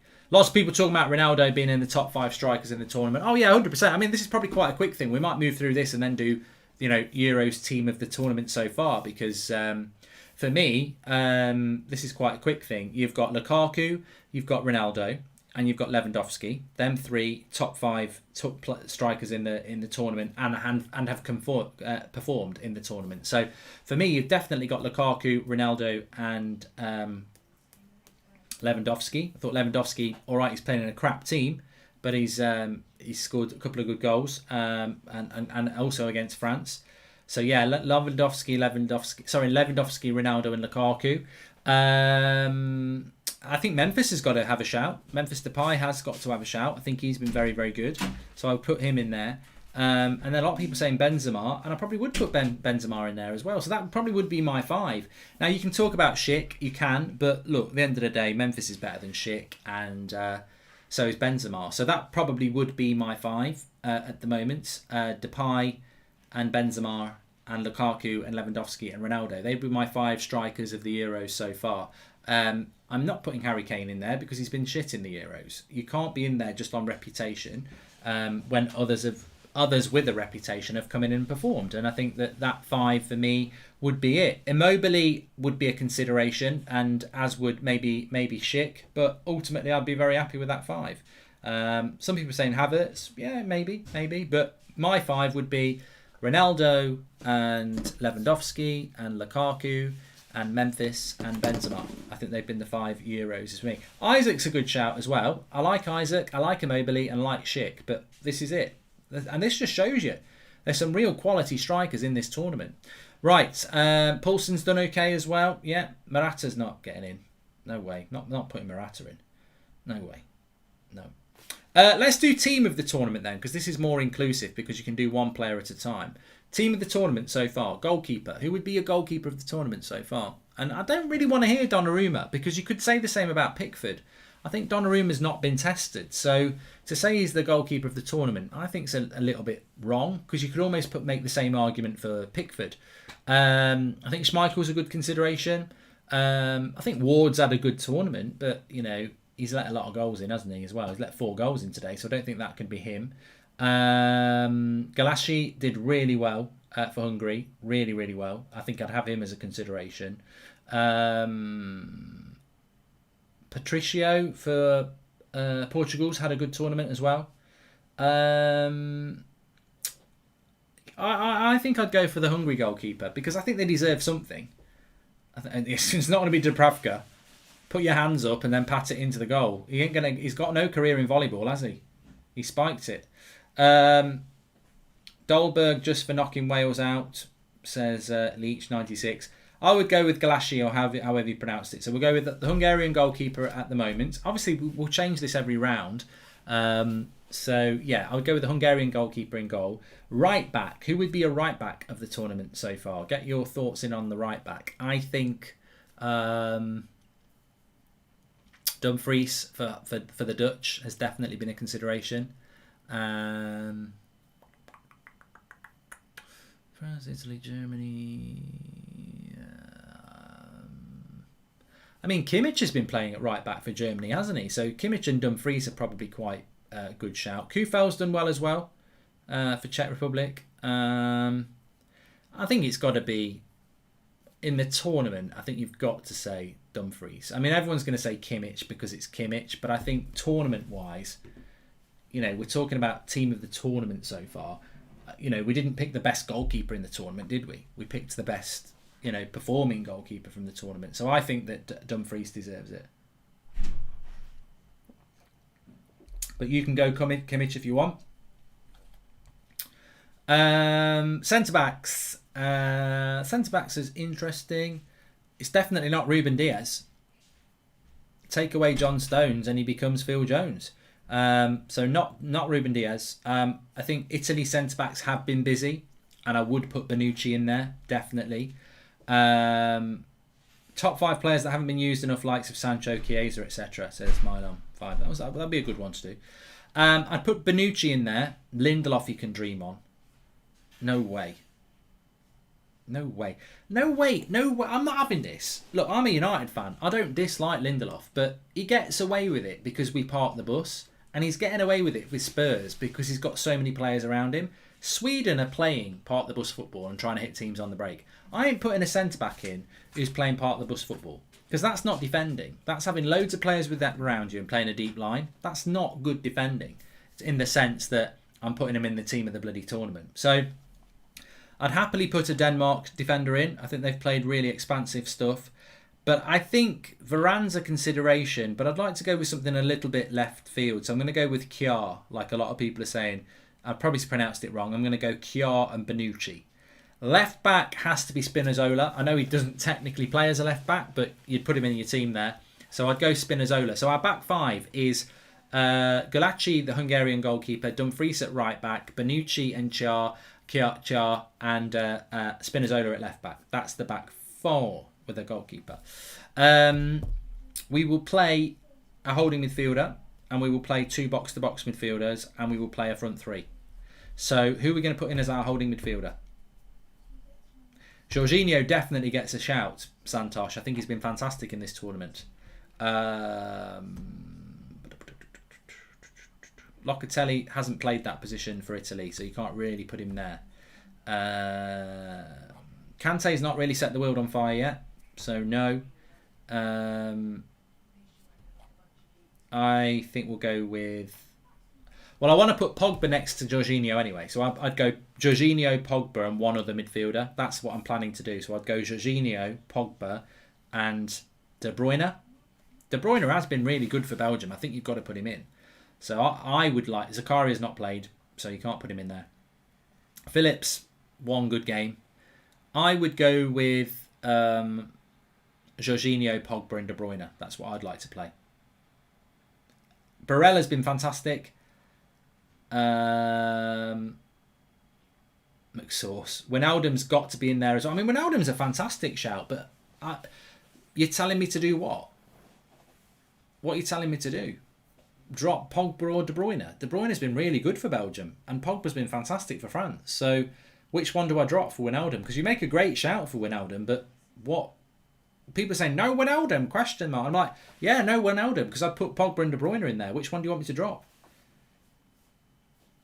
You know, Guzan's at left back has been more impactful in my opinion since Jack Rankin. Yeah, I prefer Spinazzola. I think he's probably been one of the players of the tournament. But, you know, it's all about opinion. Lots of people say you've got to get Wijnaldum in. I'd like to get Locatelli in. But Locatelli has not played as a CDM for Italy. He's played as the Verratti role.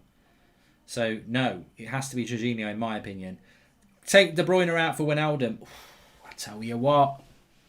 Drop Pogba for Wijnaldum, says Mike.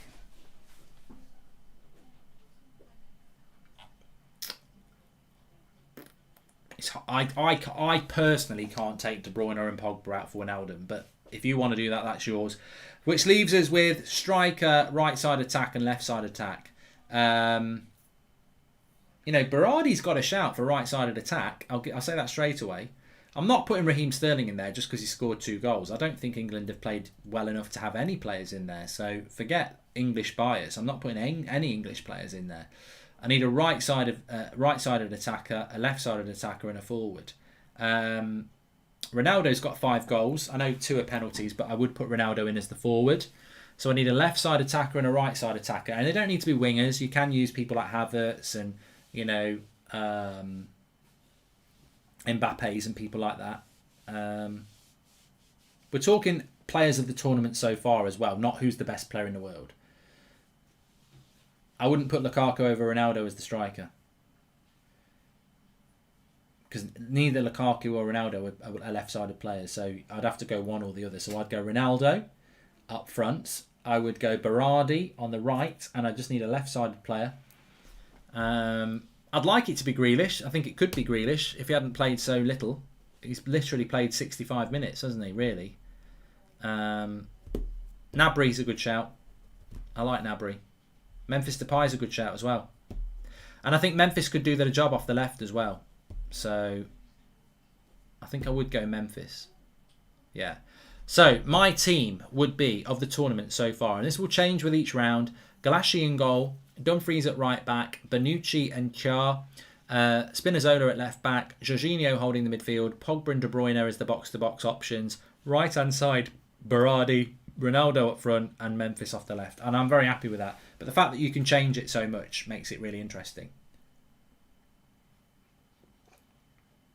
And there's a lot of good shouts for players that didn't make it in there, but that just shows you. And I think in general, it's been a fantastic tournament. It really has. I mean, a lot of people have said, oh, has it lived up to expectation? I think it has been a really good tournament. I think the fact that Denmark beat Wales today 4-0, when I thought that game as the first knockout game could really set the scene as a bit of a tight 1-1, extra time penalties. It's almost a scene setter that, wow, 4 goals. And look, it's very disappointing for Wales, very disappointing. But hopefully in this second half, we get to see Italy. I don't want to see many games go to extra times. We will see penalties in this tournament. We'll probably see it a few times. But I do want to see a tournament that's got a lot of goals in it. And hopefully we will see that. I think this game needs an Italy goal very soon, though, because Austria at the moment will just be like, let's dig in. Let's dig in. And, if we nick a goal... because whilst people are thinking Austria might go 0-0 for penalties, I don't think that's Austria's plan. I think they're like, defend well, nick a goal and win it 1-0.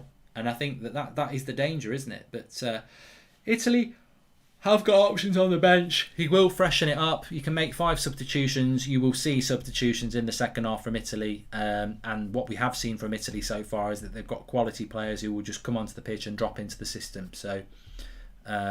that could be really important. That could be advantageous in a game like this, where Austria will not have the strength and depth that an Italian side does.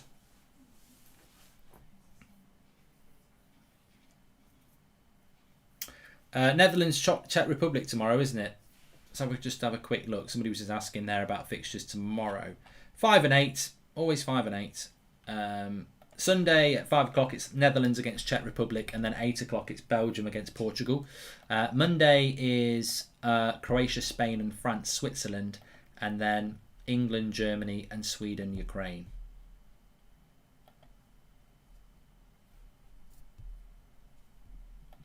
And then we get 3 days off, I think.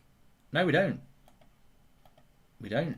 I've got that wrong. We get 2 days off, and then the quarterfinals are on Friday and Saturday, and then we get Sunday, Monday off. Tuesday's the semi-final. So you only ever have 2 days off. So I got that wrong. It's on Friday, the first round of the quarterfinals. Friday and Saturday, 2 days. So you get Wednesday, Thursday off after that. Quick turnarounds. Next Friday is the quarterfinals. Interesting.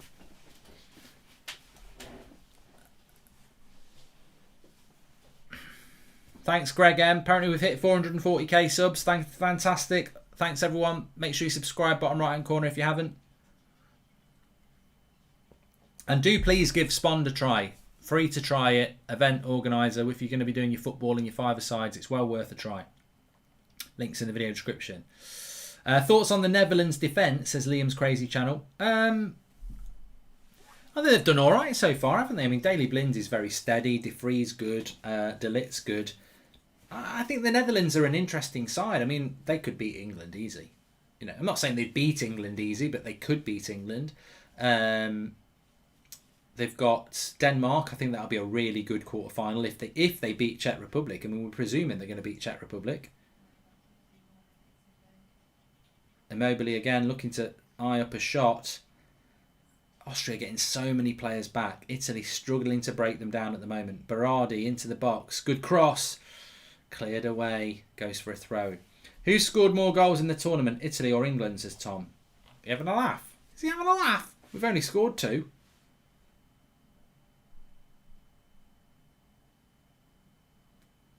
Italy scored more in their first game than England scored in the entire tournament.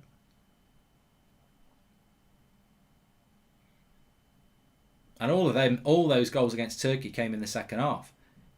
Italy into the box. Lovely little play. Blocked. It's funny, one player who is a good question for you. Name me one player. Oh, and Artovic. He's on his own. All on his own. All on his own. All on his own. Oh, he got the skill to create the chance, but puts it out for a throw-in. Here's a question for you: all the players in the world, name me a player that you think plays for one country and you think he'd really suit another country. Like, and I don't mean like, you know, Messi would suit England. Like, I know he plays for Juventus, but Dybala, I always think he's Italian. He even looks Italian to me. And obviously he's not, he's Argentinian, but yeah, Dybala's always a player that I think, you know, you could just imagine him playing for Italy. Messi in Spain, yeah, you can see why. What's going on here?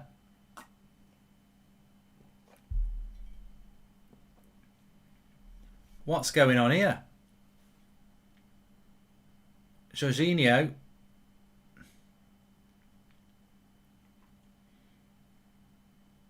I don't know what they're on about.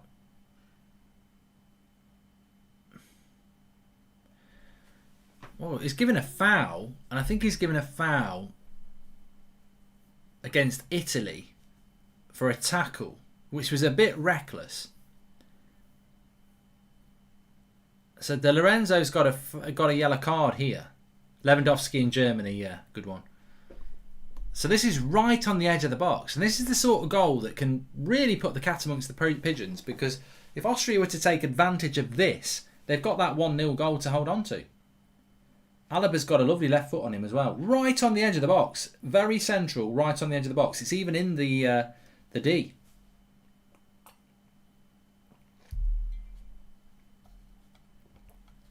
Cristiano Ronaldo in a Brazil shirt. Bruno for France. Yeah, I can see that as well.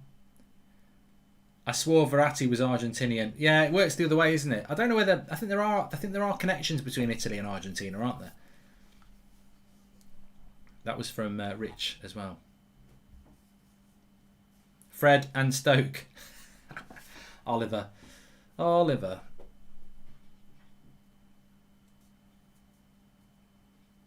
Grealish and Ireland. Ooh, Sandeep. You'll upset people with that. This is an important moment in the game. Right on the edge of the box. Alaba's behind it. It's difficult to get it up and over, though. Up and down. Over the wall and down. But it's so close to the goal. This could be a goal. This is a goal, says Kieran Walker. I don't think he'll score. I think people always think these go in and they don't. It's hard to do. Over the bar. Told you. It's very hard to get that over the wall and down.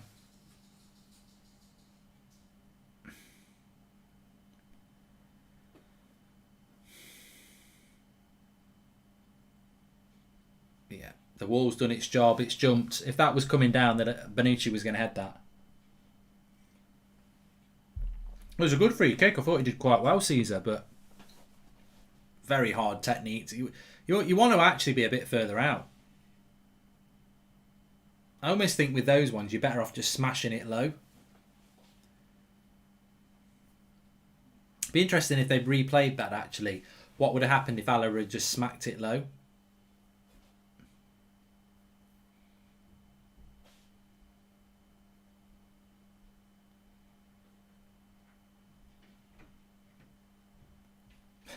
That's a funny one. Malavi says, I always thought Cavani was French. Nah, see, I've never thought that.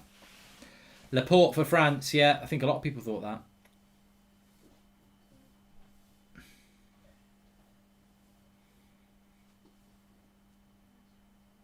that. Grilch as a CDM for Manchester United, says Diamani.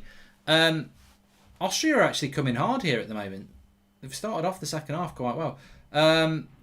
Grilch is a player that's been linked to United before.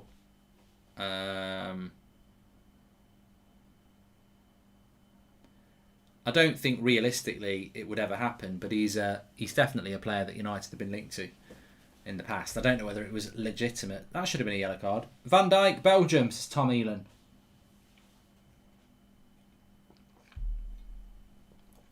Who do you wish played for England? One player you wish played for your country. It doesn't have to be England because we've got people who aren't English watching. I mean, look, apart from people like Messi, who are just very obvious, and Ronaldo, I think England would really benefit from a... I mean, I don't know. It's difficult with England because we've got so many. The thing about England is, I wouldn't bring a player in. I'd bring a bloody manager in. I'd bring Mancini in. You know, I'd rather bring in I'm more than happy with what England have got. I mean, yeah, we could have better players. I wouldn't mind a Van Dijk next to Maguire, but Stones is okay. I mean, I wouldn't mind an Oblak in goal, to be fair, because I don't rate Pickford that much. But ultimately, England's biggest problem is the coach. Spinazzola, good block. Yeah, and I wouldn't mind a Pogba or a Kante in the midfield or something like that. But my big thing with England is the coach. Remember to pop to Halford's when you can mark for those windscreen wipers if you know your nose is gritty. Oh God, I know, ridiculous, isn't it? It's happened with both those models of cars I've had as well. Literally, it's hardly rained and they've just gone. Donny van der Beek last scored against Italy, says Heinrich. Bam, bam, bam, bam, bam, bam, bam, bam, bam. Said Jamie says, I've taken Coventry City to the Premier League in one season with nothing spent. Give me the waistcoat and I'm on it for the World Cup.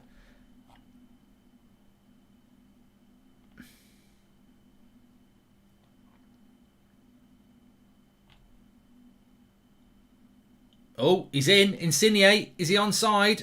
Weird ball. Alaba's too quick for that. I think he should have gambled there. He's tried to play Berardi in. And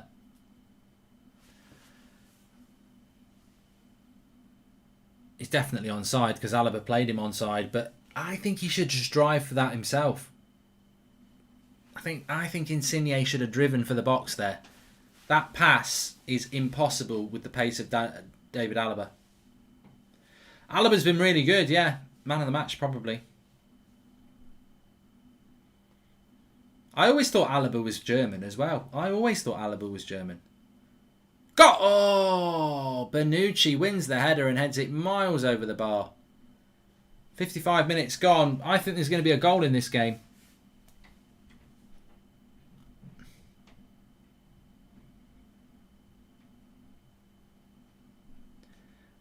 Jay Kingston wishes Greenish was Danish.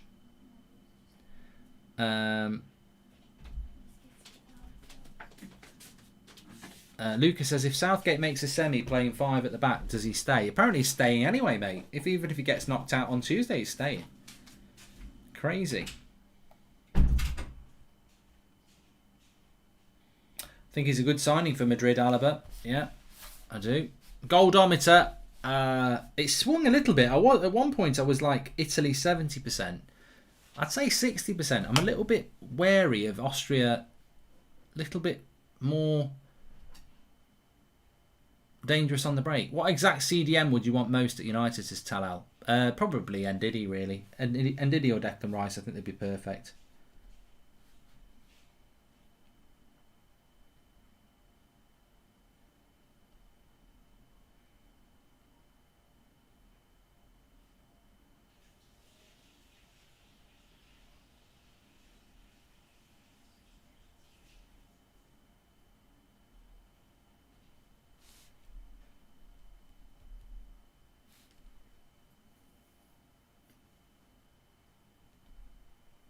Oh my God. The Goldbridge official TikTok was on 3,000 followers this morning. It's on 17.4 thousand now. You can give me a follow on Goldbridge official on TikTok. There's a really good intro on there. It's had 110k views. Bow, bow, bow, bow, bow, bow. If you know, you know. Goldbridge official on TikTok. 50 cents or 50 pence. 57 minutes gone.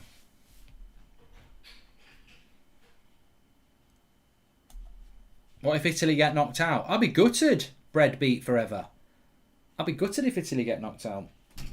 But this is the joy of knockout football. It can happen. And it's interesting as well because Italy-Austria 0-0 wouldn't, if you were asking me over the last 30 years of my life what the score would be between Italy and Austria after an hour in a traditional tournament, I would say 0-0 because Italy are quite traditionally quite I suppose quite a negative side, but they're not that side anymore. But they can't let this game drift. If it drifts at extra time, etc., that's a bad thing. They got to find a goal. Thanks for following Disease Gaming. I just wonder how long he'll wait before he makes some changes here. Good running by Barella. He's overrun it. He's gone for a goal kick.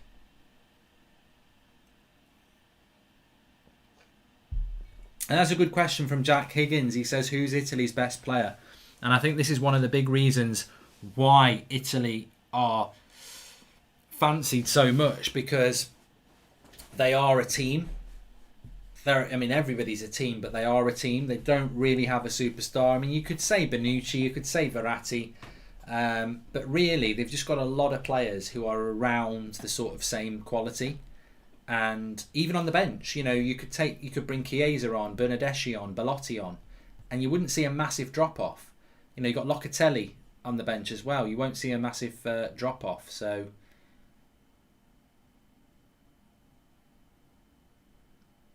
and they were, to be fair, they were fancied coming into the tournament. Italy, they were like, watch out for Italy. They're a really good team, and they are.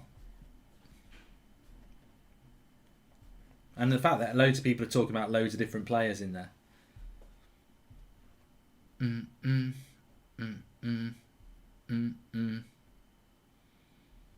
Sean says someone knock out France and Belgium. Well, I don't think it will be Switzerland. Portugal, Belgium tomorrow at 8 o'clock is going to be really interesting.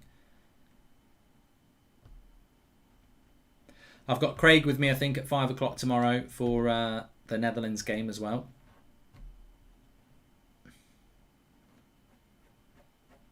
Thoughts on Germany and winning the Euros? Well, I think if they beat England, they will beat Sweden or Ukraine, which puts them into the semi-finals against potentially the Netherlands, where they'll be favourites for that, which puts them into a final, which is a one-game hit. So we are in that world now where you're not just talking about who's going to win it, you're talking about the path to the final.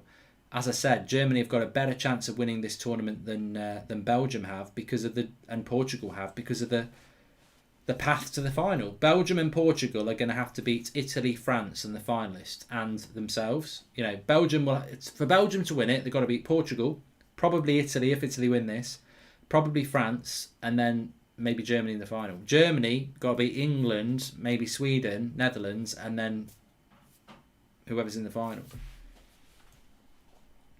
Italy 94 was a great Italian team. Baggio, Mazzara, Albertini, Maldini, Washer team. Yeah, I wanted them to win, and he skied the penalty, didn't he? Baggio.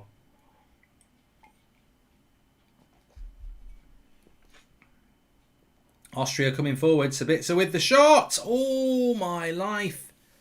It went past Donnarumma with a deflection, and I thought it had gone past him into the net. I tell you what, if Austria were to score now, it would be... it's in the realms of possibility that they could see the game out with half an hour to go. If England beat Germany, I'd fancy them to go to the semi-finals because I really do think England would beat Sweden or Ukraine. I mean, of course, they can lose. We've lost to Iceland, but I'd expect us to win the quarter-final. And then England's big problem has always been semis. And Artovic, shot straight at Donnarumma. Italy may be just feeling a bit of pressure here. The pressure is on. The heat is rising. Time has come to stop apologising.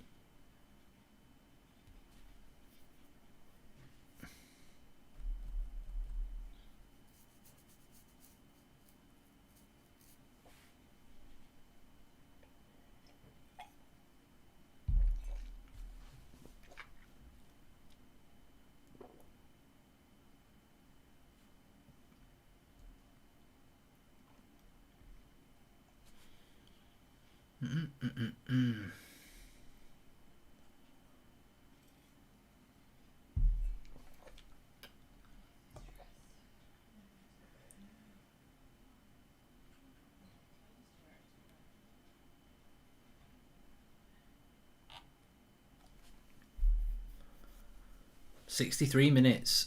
I tell you what, I think Austria at the moment are actually playing better. I think Mancini's making changes here. He's just turned round to his subs. Double substitution coming on. Although there's a chance. Play Insigne. Berardi. Oh, he's carried it on too far there. Still got it. Barella with the cross. Crap cross. Insigne. Oh, he dived. He dived. Anthony Taylor isn't having that. Is this game starting to stretch a little bit now? It certainly is more open, which I think means we'll get goals. I suppose not a lot of teams want extra time though, do they? After all the football they've played all season. Who wants extra time? Christoph says it should have been a foul. Austria's going to win, says Saham. Cross comes in. He's up. He scored! And Artovic has scored for Austria. I tell you what. Alaba got the header and Artovic scores the goal. Shock and horror here for Italy. It's a shocker, but it's not a surprise. Austria take the lead. And Artovic. That's a real shock. That is a real shock.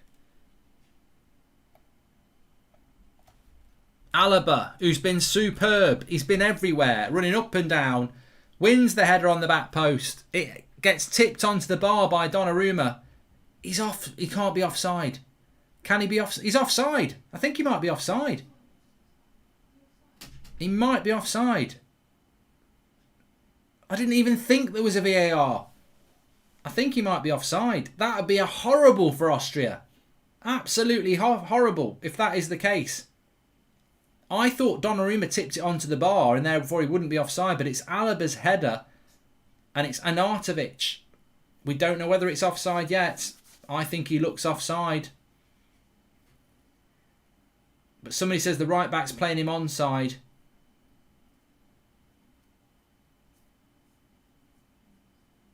Onside, offside, they're all talking about it. It's a big moment in this game because with 65 minutes left, they're going to check it. Anthony Taylor says wait.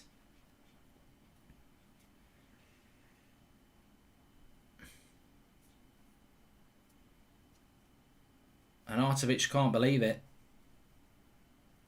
I don't think it's offside, says Ihab. It's close. I thought the Danish one was offside though, so I'm not going to commit on this. Goal check, VAR, here we go. Austrian hands on their head. Italian hands together. Like that. They're not holding hands. Goal given. Goal. Oh no, offside. Oh, I thought he was running toward... I didn't know where Anthony Taylor was on the pitch. I'm sorry. I didn't know where he was on the pitch. I thought he was running towards the halfway line.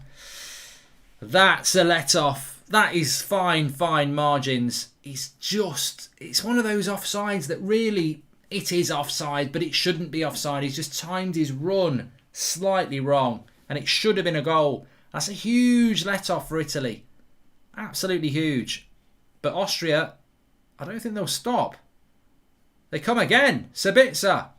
Long way wide. Italy are a bit ragged here. Is this the first time we've seen Italy on the ropes? This is the first time we've seen Italy tested. Sabitzer with the shot wide. Italy are on the ropes, says Bradley. Austria looking for that knockout punch, quite literally. Locatelli's about to come on. He is on. I don't know who he came on for. He came on for Verratti. Maybe Locatelli should have started in the first place. I'm a big fan of Verratti, but we've also seen another substitution as well. Barella's come off for Piscina. Now, Barella is a good player, but he's off, as is Verratti. Italy just can't get hold of this game at the moment. They're losing the midfield battle. Piscina of Atalanta.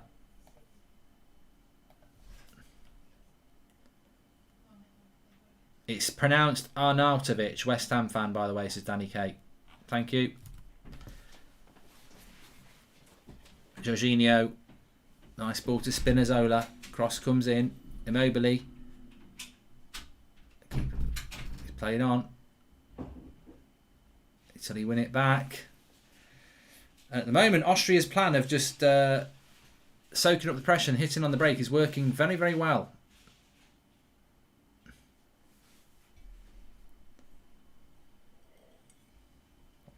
Ban VAR, says up Mr. Video Uploads. I can see you put. I mean, look at that. He is quite far offside. His foot's offside.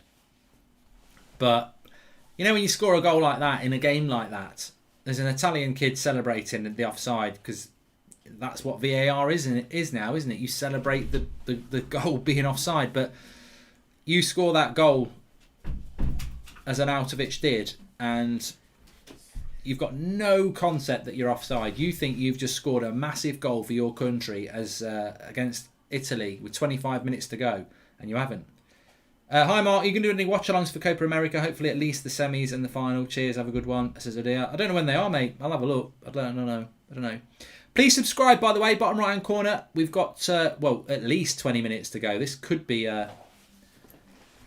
So my 60% goldometer chance of Italy scoring the next goal still stands. But Italy have not been good in the second half. I've got to say that I feel that Austria have been the better team second half. Mark, you need to get your lucky thong out. Austria need it, says Michael Thackeray. Italy haven't been good second half.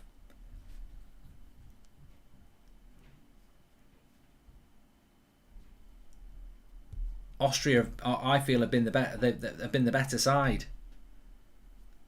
And as I said, you know, every team is going to show vulnerabilities at some point across the tournament. And at the moment, Italy are showing vulnerabilities that will make the people think, well, when they come up against a Belgium or a Portugal, will they be that good?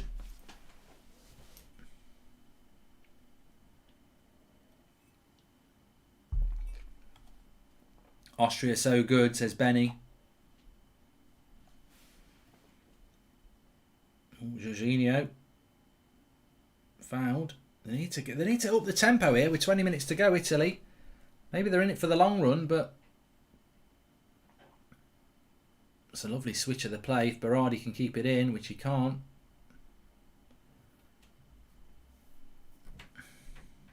Mancini's looking a bit worried. He'd love that one goal. Why are Italy not doing it, says JJX? I don't know. Austria just midfield. Oh, lovely turn here. He needs to find a pass. It's Locatelli.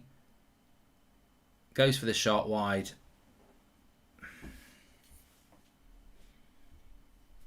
We could be looking at our first penalty game here. Oh, penalties. I want Italy to win, but I do feel bad for Austria.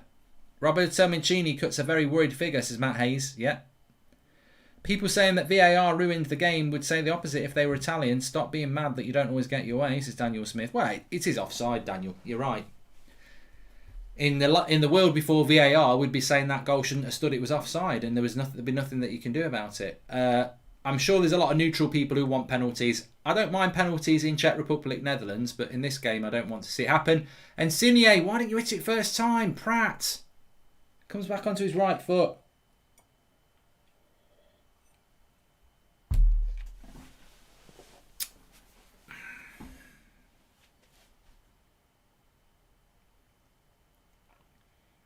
Doesn't fancy his left. 10 o'clock on the United Stand tonight. Yeah, we've got a live show on the United Stand at 10 o'clock. We might put it back a little bit if there's extra time.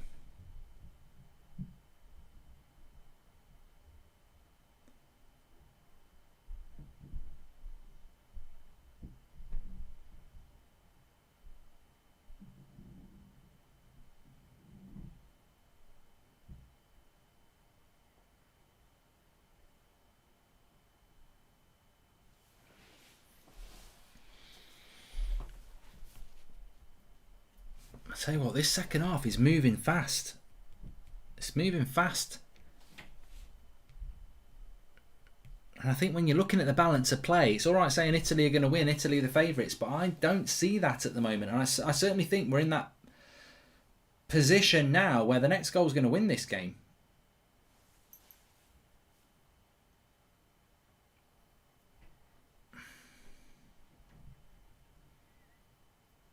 Is the Wembley pitch quite small? I've always thought as Wembley is a big pitch. Is Wembley quite a small pitch then? Cross. Oh, back post.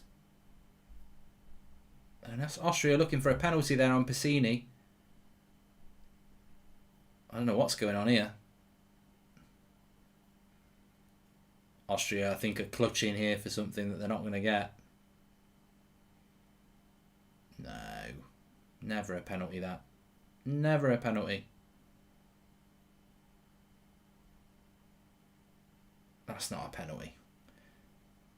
That's never a penalty. How can that be a penalty there? He's not done anything.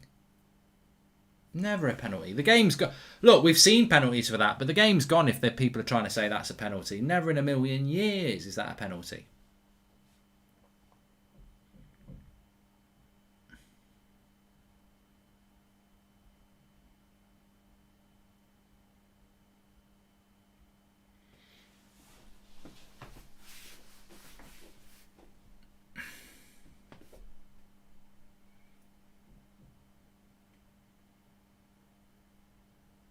People in the chat going mad. It's not. If that's a penalty, I'll say it again. Like the France one. If that's a penalty, what's the point? Like Morton says, it probably will be a penalty. But if that was a penalty, I think the game's gone. I mean, how can it be a penalty? He's not even looking at the player. He's just using his arm, like everybody uses, and he runs into his arm. I mean, no, never a pen.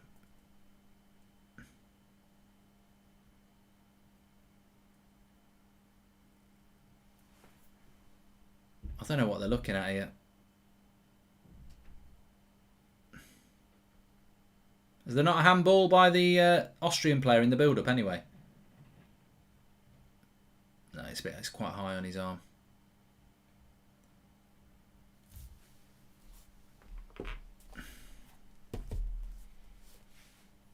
No, we're playing on now. We're playing on now.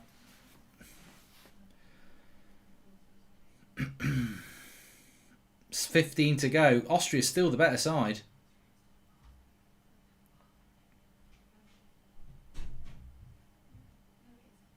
Austria been robbed twice, says Ihab. I sense a growing Austrian support in the chat. That's all good. That's all fine. I can deal with that. Austria have been robbed. I'm not sure quite how they've been robbed. They've been offside and it wasn't a penalty, but it's all about opinion, I suppose. You can't be robbed when you're technically offside. They were unlucky, but they were offside.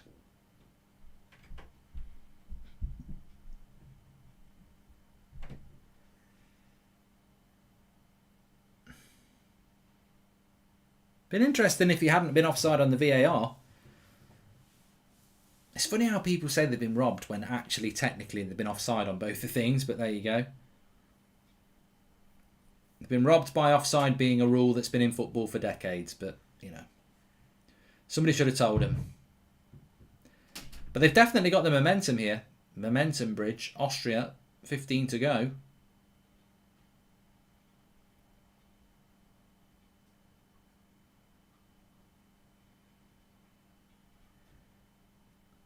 Italy have been very ragged. Very ragged tonight. I can't deny that. They've been poor second half, and I think even if they were to find their way through this tournament, there would be people saying, you know, are they really that good now? They've been the team of the tournament so far, but they've not been the team of the thing so far. Tonight.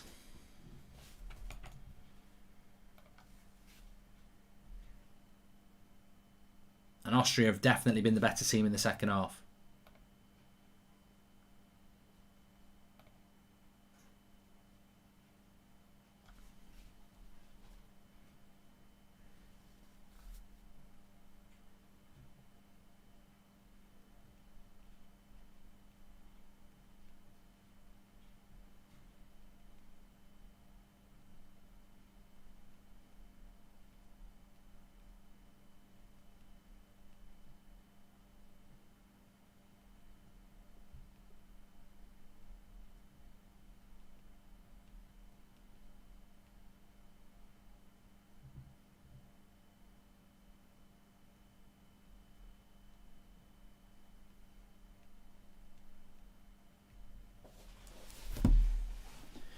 12 minutes to go. 12 minutes to go. Austria pushing again. Italy looking nowhere near like they're going to score a goal. And one thing I would say about Italy, I don't know whether anyone else has picked up on this. Austria win the ball back again. They lack pace. I'd be very worried if I was Italian fans at the moment. The one thing Italy do lack is pace. Mancini made a mistake by not starting Locatelli, says Deepak. At the moment, if I was Austria, I sense blood. You know, that goal could easily have been a goal, and what's been the reaction? Dave on a Stick says I had a date tonight. It didn't go well. Promised her a romantic night in. When she realised it was watching Mark Goldbridge, she left. Class isn't for everybody, mate. But we're looking at a 0-0 game, which is a bit boring here. The Austrian must have done some formation change in the second half for the game to change that much, as per Eric Klassen. Yeah, it's a tactical switch, definitely.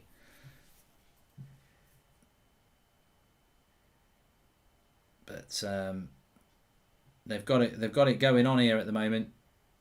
He's in again. Ooh, God, that was so close.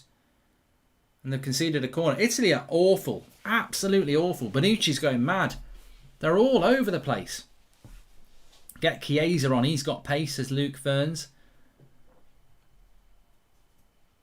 Is the pen given, says Mirel. You're a long way behind, Mirel. Spoiler alert, no. It doesn't get given. Corner to Austria. Italy have got the England bug at Wembley. Cross to the back post. Spinazzola's going to let it go for a goal kick, and he does. Italy nervous. Belotti's coming on. Immobile will come off. Big opportunity. Italy come against the team and look a decent team, and they look bad, says Kitty. Or Kitty Cat.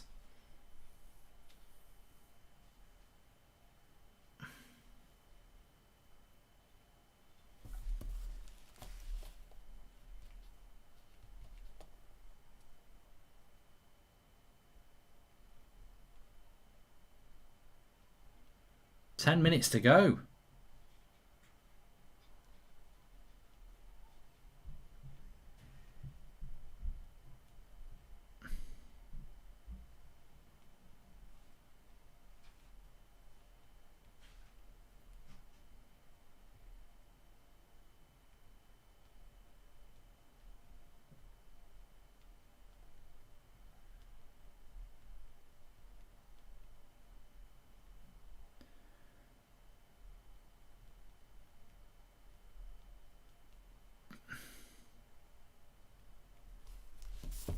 Italy. I like watching players from other leagues coming up against English refs. They're not exactly a selling point for players to come to the Prem, says Mark Dobby.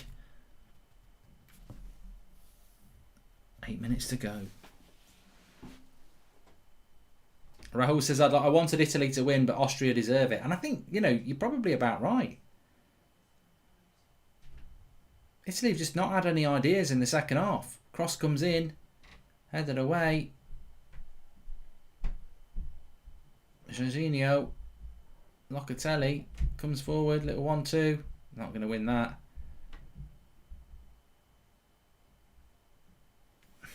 Still they come. Italy having a little bit of the ball now. Austria have really dealt with them very well. Spinazzola, cross, back post. What's that? Who is that? It's Berardi. He's had a shit game. Take him off. He's been dreadful. Absolutely dreadful. Back post, loads of space. Volleys it wide. He's not had a good game, Berardi.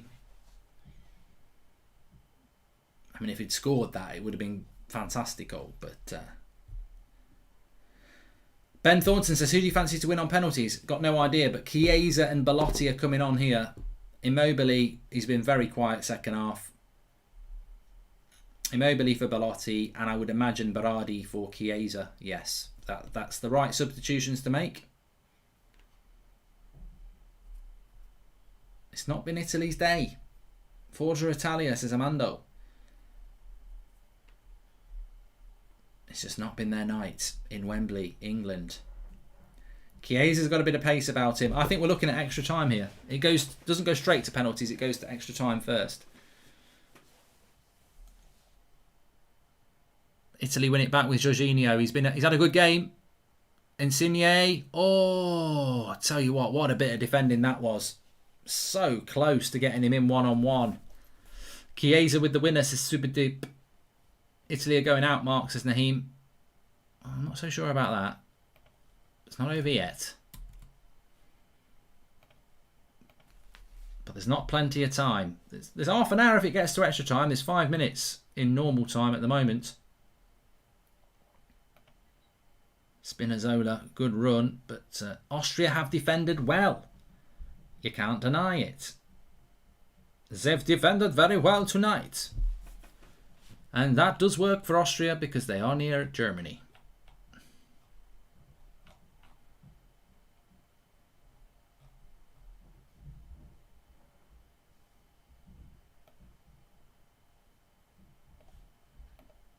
Leaving on a jet plane. I don't know that I'll be back again.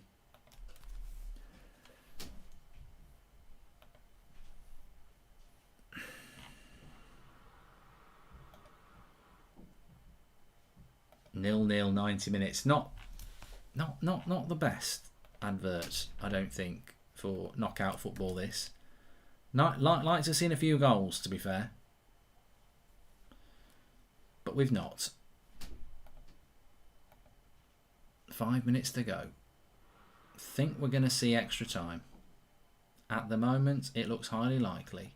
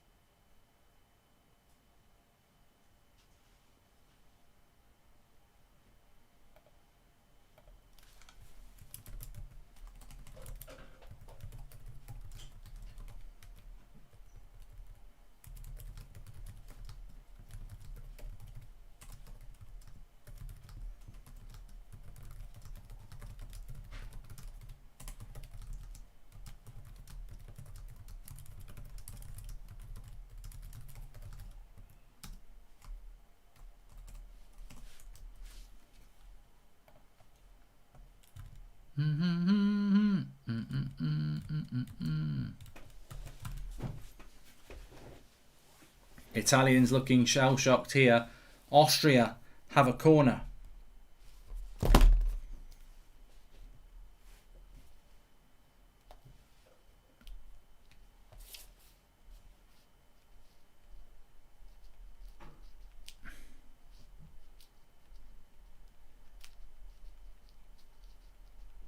But it's not a corner, actually. It was a goal kick.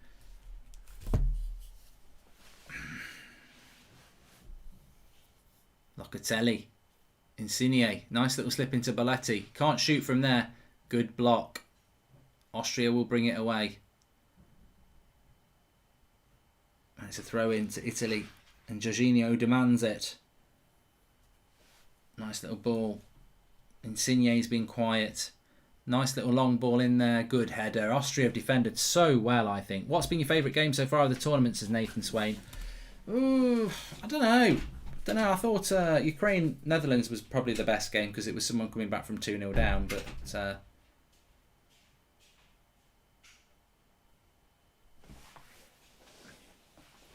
think Austria have defended very well. What sort of ball is that? Awful ball. Jorginho's furious with it. Hinteregger has been immense at the back for Austria, Ivan. Oh, sod the cramp. Play the game on. Don't put the ball out. Don't put the ball out. Don't put the ball out.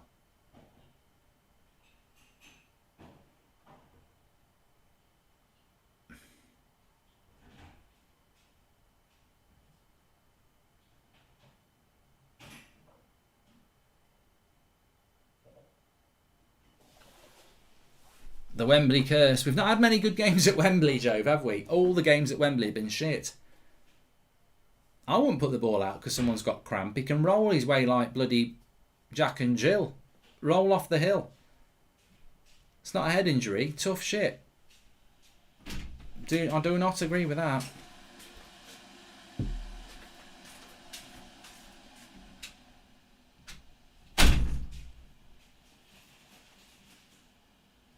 If you've got cramp, tough crap. Tough cramp.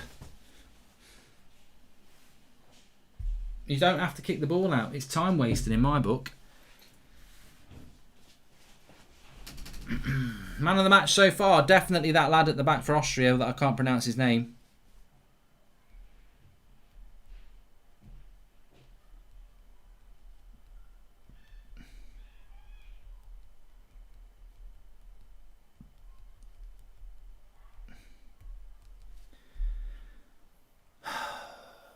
We are looking at extra time here, I think, everybody.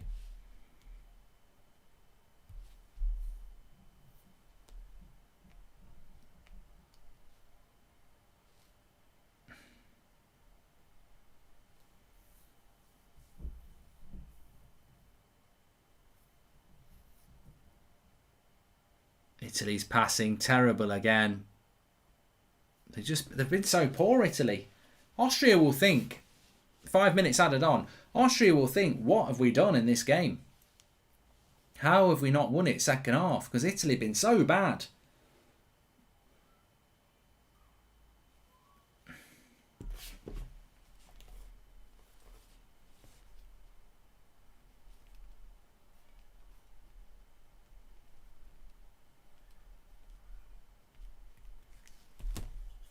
Nice ball over the top. Insigne's got to be offside. Oh, what is he doing? He was offside anyway. Miles off.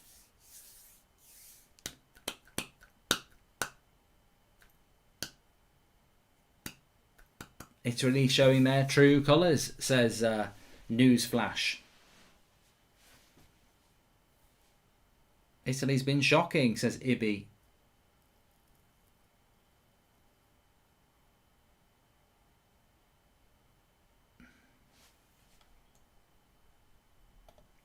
I'm not doing a. I don't know whether people understand. I'm not doing a top 5 when the game's on. We do top 5s at half time. I've seen a couple of people in the second half asking for top 5s. It's a half time topic when you've got 10 minutes. It's not. Let's do top 5 when we're watching a game of football. Austria coming forward here. There's time. There's definitely time. It's a decent ball. I don't think Alaba can keep that in. Jeremiah says Locatelli should have started the game. Make sure you subscribe, bottom right hand corner. Thanks everyone for tuning in.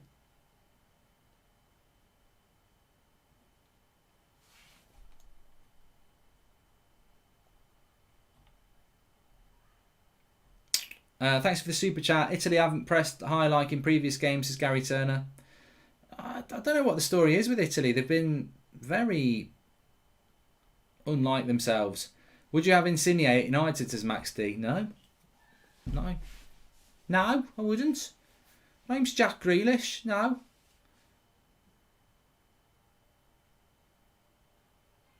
Three minutes to go. I think we're very much looking at extra time here. How is it still 0-0, says Carlos? Because Italy have been shit second half. Really disappointing. I think both teams are settling for extra time now, and penalties. A lot of people will be wanting penalties. Do you want penalties if you're Italy on this? They're on the ropes though. They'd probably take that. But let's look at it from a practical point of view. Austria, they're a foot away from going through. That Arnautovic chance was very unfortunate to be offside. Spinazzola flies forward.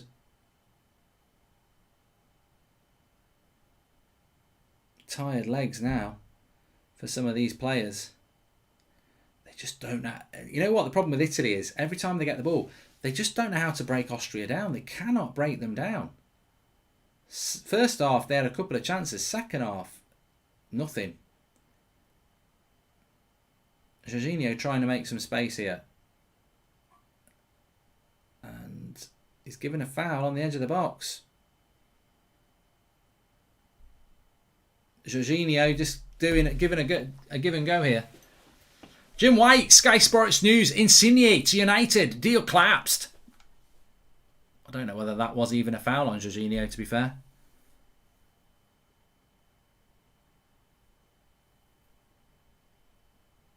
It's right on the... I tell you what, it's not far off being a penalty, but it's a free kick. Pure dive, says Raz. 10,000 watching. Looks like we'll be going into extra time, everybody. Make sure you subscribe. Bottom right-hand corner. United Stand Show is going to be put back from 10 to half 10 because we won't be going live at 10 o'clock when there's a match on. Italians praying for probably the last kick of normal time here before extra time. Would be our horror show for Austria to lose from this. I don't think that they will. I think they'll get ahead on this. They defended so well. Bonucci eyes up the cross, but it would be unbelievable. Cross comes in. I tell you what, it hasn't gone in, but he didn't get a good head on it.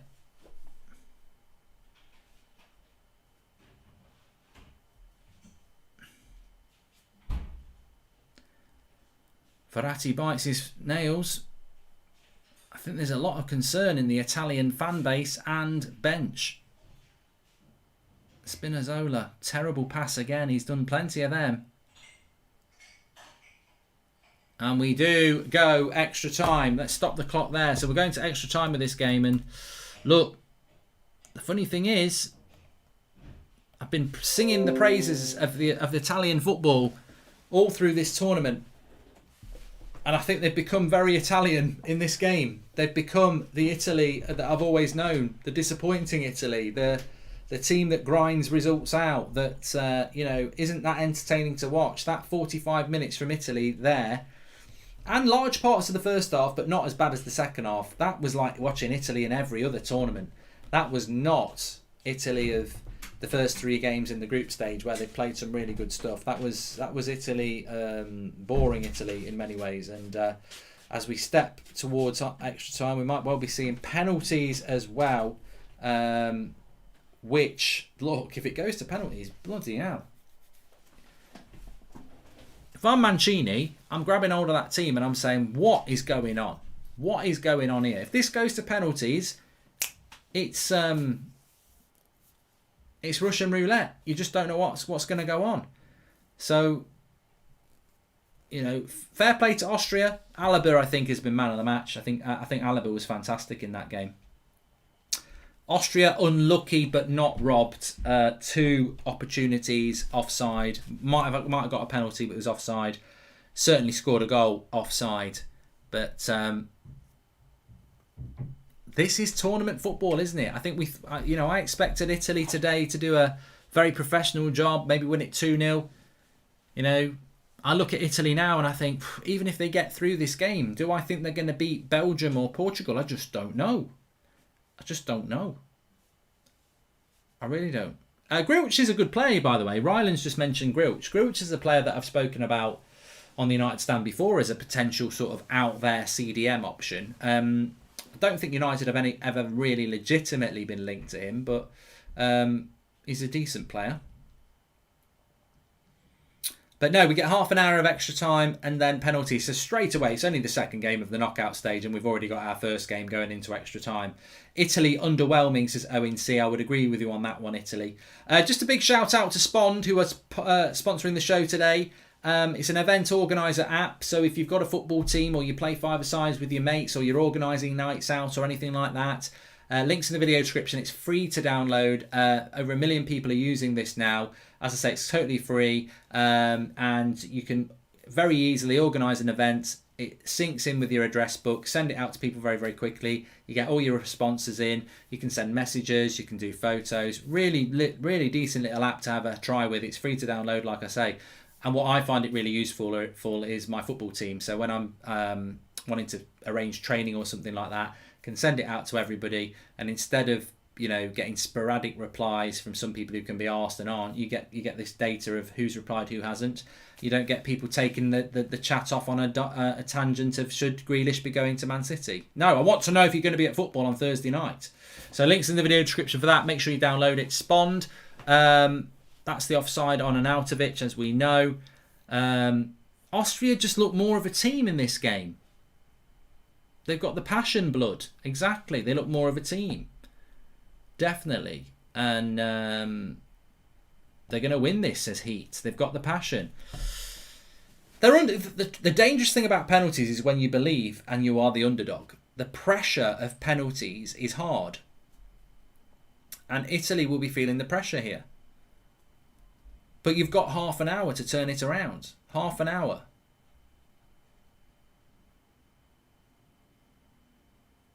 Just shows how unpredictable the game is, says AJ. Well, I think we spoke about it before. I predicted Italy would win 2-0, but I also said I fancied this game could well be the one that goes extra time and penalties, because I think Austria have probably been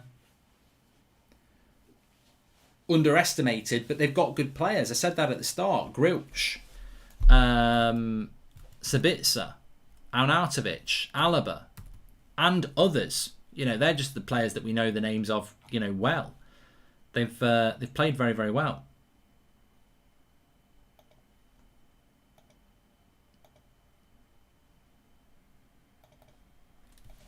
So, extra time, here we go. Italy can only be better. They can't be much worse. In some ways, they're a little bit fortunate still to be in the tournament. They could easily have gone out. Whatever happens with Italy in the rest of this tournament, they could have gone out to Austria.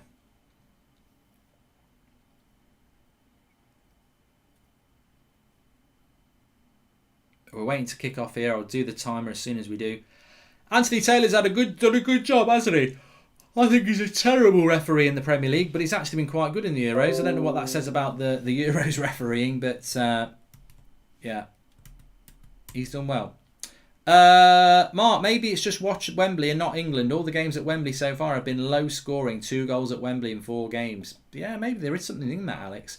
Disappointing game so far. Thought Italy would have won by now. Can we raid HTPZ at the end of the game? If no problem, he's my second favourite YouTuber under you. Don't know who that is. Chelsea Blues.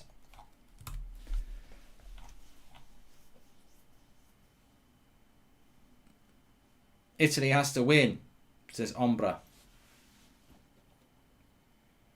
The thing is, I don't actually see how Italy are going to score. Austria are really comfortable. I'm sure you've played football matches before. I've played these sort of matches before. Where you know, the momentum's with Austria. You're defending really well. There's nothing that Italy are throwing at Austria that's making them panic. They're defensively very, very resolute, and Italy are just finding it very, very difficult.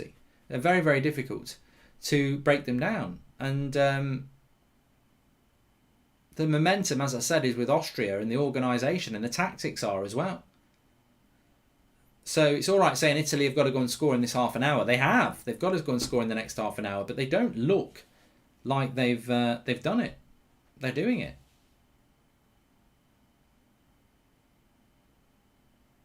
Italy got saved by VAR, says Hardy. Well, we have had VAR for a couple of years now. It's not a new thing.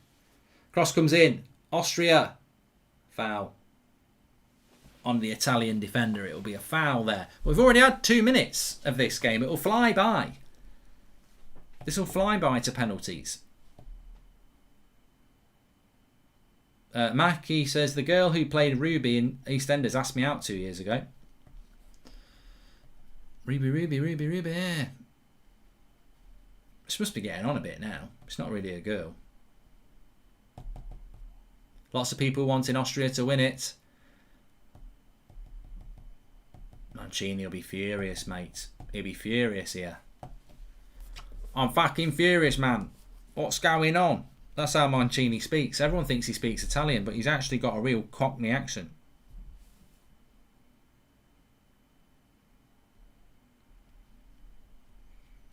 Know what I'm saying? Chiesa.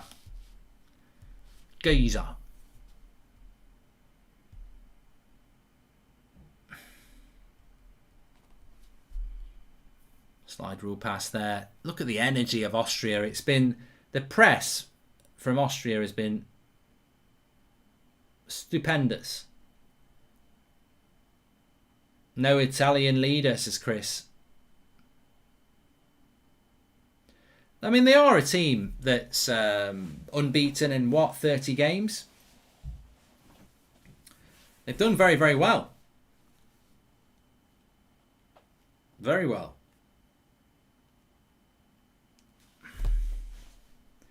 Between today's Denmark and Austria teams, who would win? Says KioTOP. And Mark, Austria's defence is so organised they must be using the Spond app, says MacPack. Yes, they probably are using the Spond app because they're well organised. That's a good bit of integration work there. But Chiesa, he hit that quite well, but the keeper grabs hold of it. First real chance Italy have had in a long time, and the keeper just grabs hold of that. Good hold-up play by Belotti, feeds in Chiesa, gets his shot in, and not much more he could do there. Keeper's held on to it very, very well. Right into his body. Yes, I want Italy to win. Of course I do. I'm not going to turn my back on them just because Austria deserve to be winning at the moment. Well, yeah, I'm not actually Italian, but my real name, surname is Italian, as many of you know. So I do have Italian connections. Oh, Chiesa, back post, does well. Oh, get in! Chiesa! What a hit! You can clip that because I was talking about the Italian roots and it's in there. Golazzo! Chiesa, absolutely fantastic. Absolutely incredible. I've always been a fan of Chiesa, Mark. I've always loved it. I remember me and Take That doing a pop concert in Milan and Chiesa came and he had a big Gary Barlow t-shirt on. Well, he scored tonight. Wembley, 1-0. Arnautovic looks gutted, but it's a goal for Italy. Chiesa, get in. And Italy have done it. Oh, I wish I'd said I wanted them to win before that. Get in. Get in. Get in. Love it. Love it. What a bit of skill by Chiesa as well. Oh, I hope there's no handball in that. Lovely. What a hit on his left foot, though. Does he put any arm on it? What a hit. They might look at it a little bit.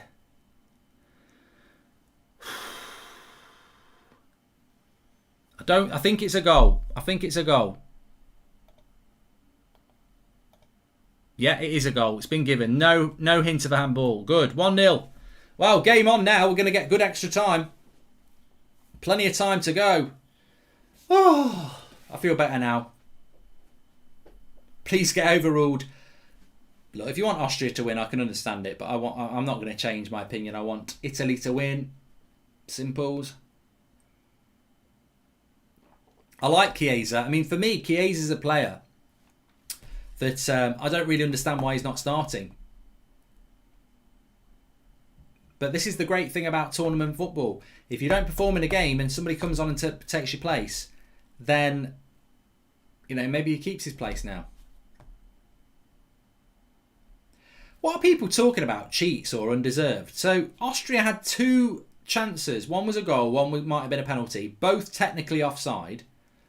And then Italy score a legit goal and they've cheated. I mean, you can say unlucky. You can't say cheated or undeserved. It's the rules of the game. Diving cheats. Where have they dived? There's not been a penalty. Need to grow up a little bit. Robbed? No, not at all. Look at this goal by Chiesa, Italian haters. Watch that. Bellissimo! Golazzo! Magnifico! Mwah! Magnifico! Les Vialli. I didn't know Vialli was involved in the Italian team. Vialli and Mancini. Oh, I grew up on them. Vialli and Mancini for Italy and Sampdoria. Didn't know Vialli was involved. What's Vialli doing there? Is he the assistant coach? I love Vialli and I love Mancini.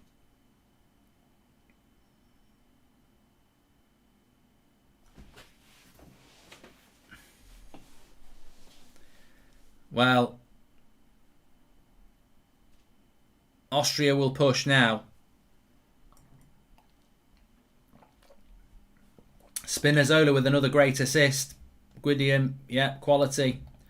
Mark Arnold is coming off the bench for Austria. I'll be back. Italy, says Ben Thorne. I tell you what, I was watching Terminator 2 last night. I really enjoyed it, actually. Oh, Austria with a 3v2. Oh, brilliant cover and defending by Spinazzola. He's bloody everywhere. Oh, brilliant by Spinazzola there. Magnifique. That's French. Good tackle. Austria are going to push now. I think we're going to get a good 22 minutes here. I think a lot of people are disappointed because they want a penalty shootout. I get it. You still might get a penalty shootout. Chill out. Don't have a cow, man. Make sure you subscribe. Bottom right-hand corner. You're all very, very welcome. 2 more games to come tomorrow. Different types of games tonight. United stands kicking off at 10:30. We've had to put it back by half an hour. Get in, Chiesa. I think people get very angry when they, it goes to extra time. They've probably got plans, and then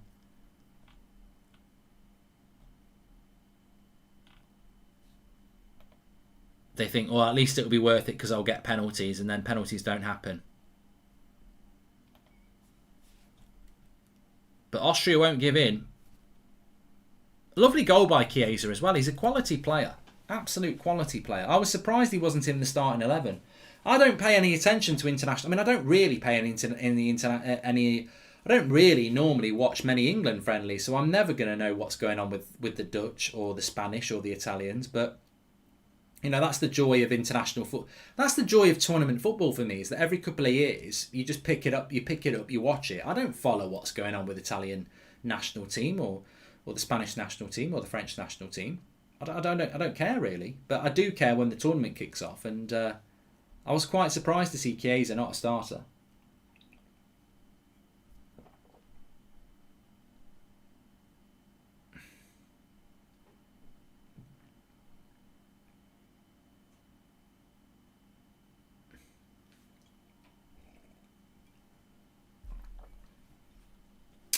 Donny van der Beek was the last person to score against Italy. Question, Hamza says. There you go.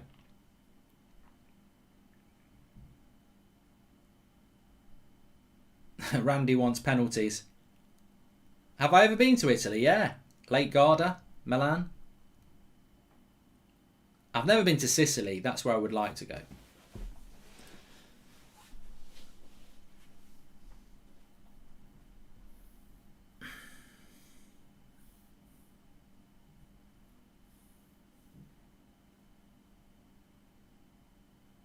Everyone wants penalties, says Sean Deitch.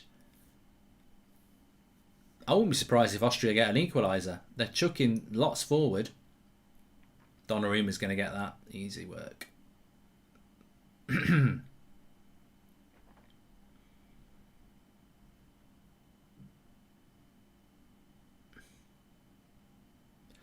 But I can be humble enough to say that in the wider context of things, Austria would feel unlucky in that game so far.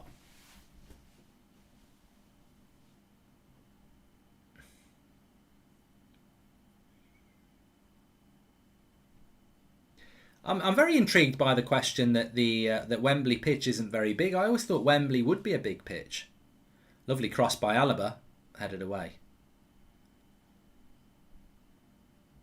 He probably doesn't, like a couple of Austrians, he probably doesn't deserve to be on the losing team tonight. Mr. Brown says that Chiesa should always start. If you could take one player from each team, which player would you take for your team, says Jack Syndico. Good point, Jack. Everyone else can get involved in that if they want.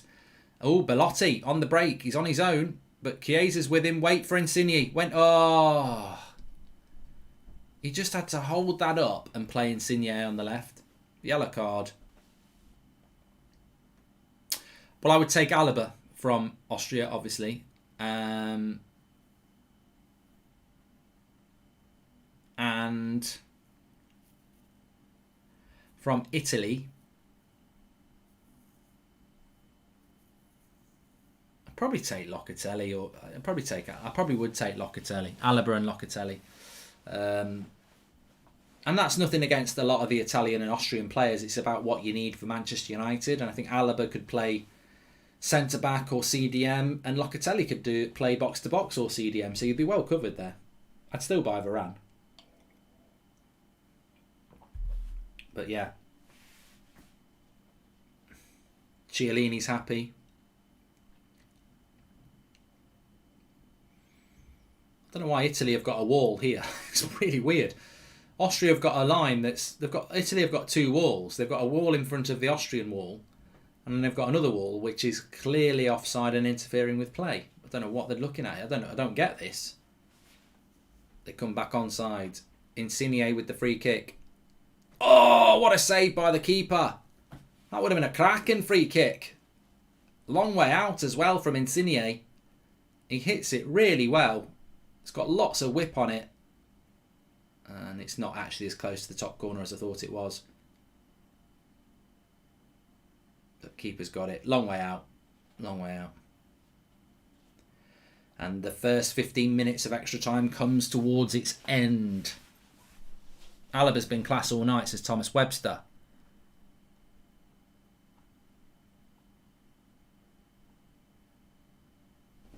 Italy just looking to see this first half out. Austria will go for it, of course they will. Spinazzola playing at centre-back when the corner happens so that the big centre-backs can go forward. So fast. Into the box. It's 2! It's over! It's over. Is it Piscini? Forget about it. Forget about it. It's all over. Italy, go Lazio. Italy, go through into the quarterfinals, and Austria will be going home. It's 2-0. Austria just don't clear their lines. I feel for Austria because it's not really a 2-0 game, but Italy have the Pessina, not Piscini. It's over. Arnautovic sits on the bench, gutted. Italy have turned up in the extra time. Bellissimo. Golazzo. Magnifico. Baresi. Maldini. Vialli. Lombardo. Tagliatelle. Pessina. It's over. Pessina, it's over. Grazie. Over. 2-0. And I'm glad they've gone through. I want Italy to do well. It's Pessina. Bam bam in Italia. No, that's Americana. That's the wrong song. Alaba looks gutted. He doesn't deserve to be on the losing team tonight, but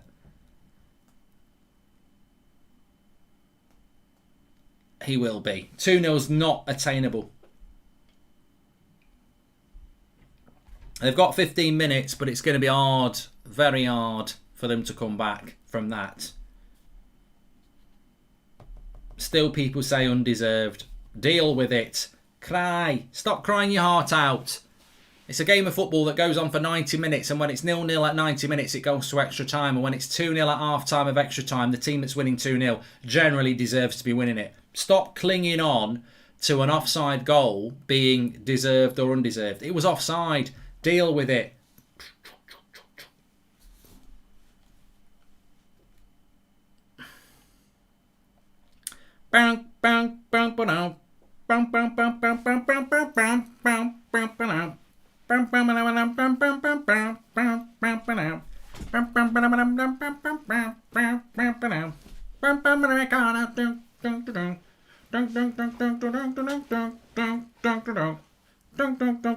Alaba is the most versatile player I've ever seen. He can play centre-back, cam, DM and left-back all at the same time, says Eaton Strawn. Yeah, he's been very good. Forza Italia, says Alessandro Hayden. And Papa Americana.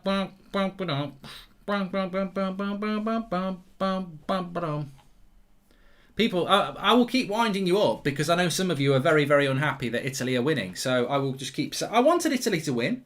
I've said that. I've said my loyalties to Italy. So I'm going to be happy when they win. I'll be upset when they go out. I don't think they'll win it. I think after tonight, I'd be a little bit worried about Italy. But maybe it could be a slip in the road. Maybe it could be a puncture that they fix, and then they don't ever do it again. But the great thing about Italy is, and I did call this, I think Austria have been very, very worthy opposition, and they could have won it in the second half, but they didn't.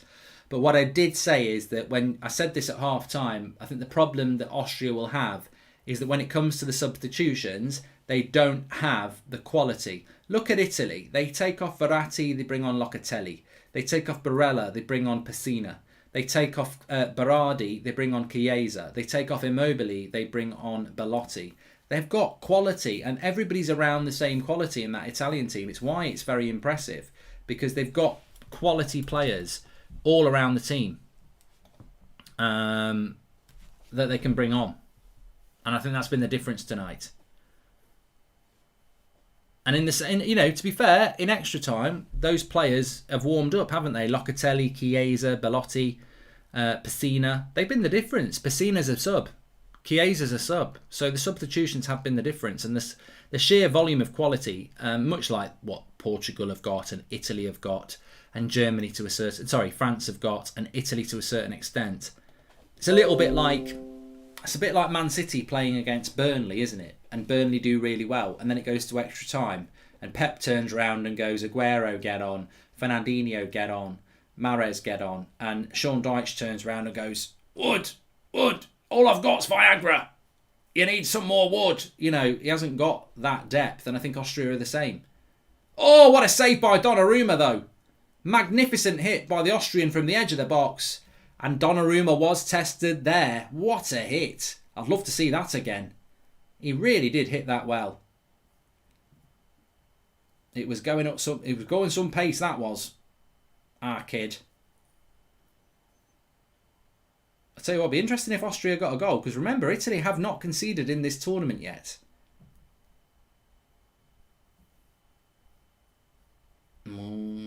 Chiesa, pace. Bit of pace. Oh, it could be 3. They need to be careful. Chiesa into Belotti. Oh, he's made a right mess of that. A right mess of that. Snatched at it. But I want to see that Donnarumma save again. This would be 4 clean sheets for Italy, says Frano. We are live at the United Stand at 10:30, so make sure you tune in for that. Presuming Austria don't come back.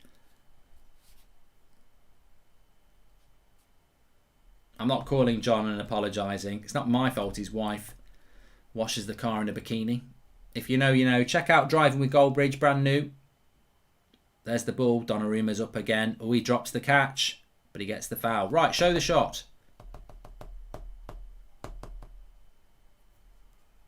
Balotelli. Oh, that was a great shot. It was a brilliant shot. Deserved a goal. Brilliant save by Donnarumma as well. That's a brilliant save by Donnarumma, that is. What a shot and what a save by Donnarumma. Absolutely fantastic. Magnificent. Insigne comes off for Cristante.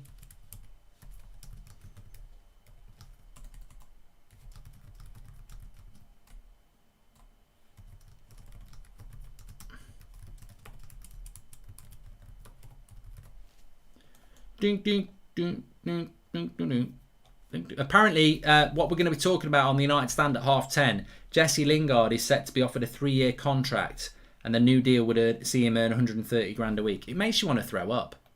It's just ridiculous. I've got nothing against Jesse Lingard, but one, why are you signing a new contract, Jesse? You're never going to play. You're just going to sit on the bench. And 2, why is Solskjaer giving a contract to a player he wouldn't pick, but then he's going to give him a 3-year contract because he played well at West Ham? Just defies logic. Absolutely defies logic, really. It makes me sick. And I like Jesse Lingard. But is he not clever enough to see that, hold on a minute, mate, the best time of your last 4 years has been on loan at West Ham. Oh, I'll stay at United and sign a new deal. You'll never play. We're going to buy Sancho. You're never going to play, mate. Austria.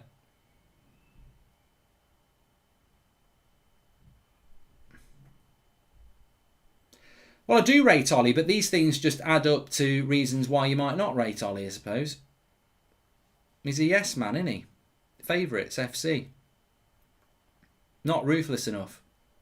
I think Italy are going to get a third goal because Austria have got to go for it. What a run. What a run. Oh, that was fantastic.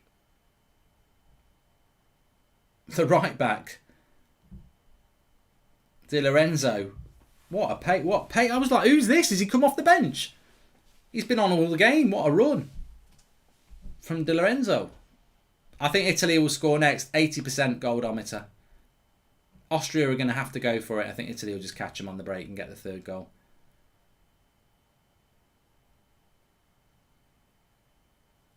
.99 pace. I don't know where he got that pace from. Oh, lovely play by Italy here. They're playing some really good stuff now. Confidence is flowing. Oh, that's a poor ball. Messed it up there. Chiesa's not happy.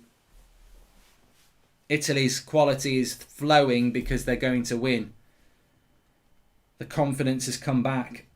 Hopefully this is just going to be a blip for Italy and they will actually start performing better now in the next game. They're going to have to. Belgium or Portugal will play Italy in the next round.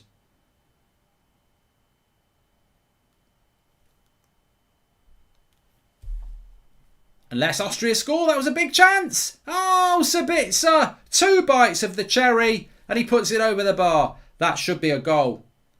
That should be a goal there. That is a big, big miss.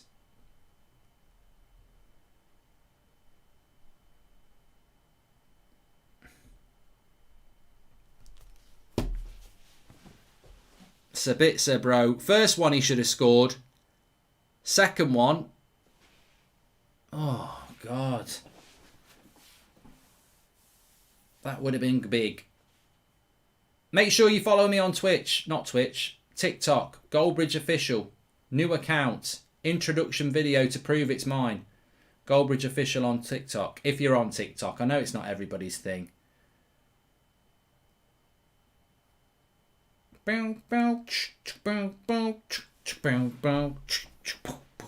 That's a hint as to what the music is as my intro video.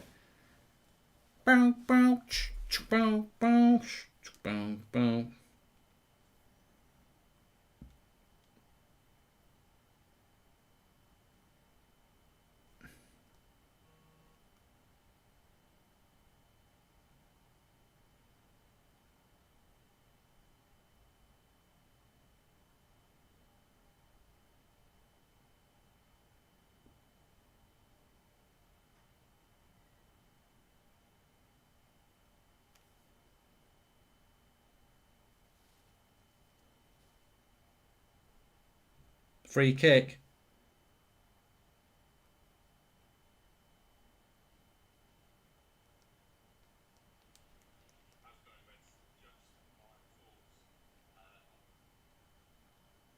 Cleared away.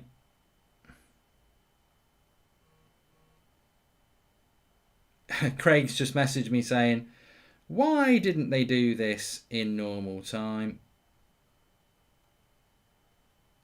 I know. Timo Sabitzer, cracking tackle by Belotti and Alaba there. Tomorrow, Craig's going to join me tomorrow for the 5 o'clock kickoff, which is Netherlands against Czech Republic, which I'm looking forward to. And then it's the big tasty at 8 o'clock. It's Belgium against Portugal, which is going to be huge as well. Can't wait for that. I tell you what, Austria have pushed for chances. Do you have a Fellaini in your midfield, Mark? Says Jack Cooney. No. I'd say I've got more of a Chiellini. If you know, you know. I'm not Anthony Taylor. I'm not Fellaini. I'm not Harry Kane. I'm very much Chiellini.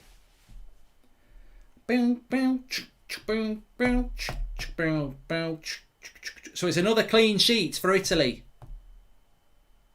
They could have conceded today.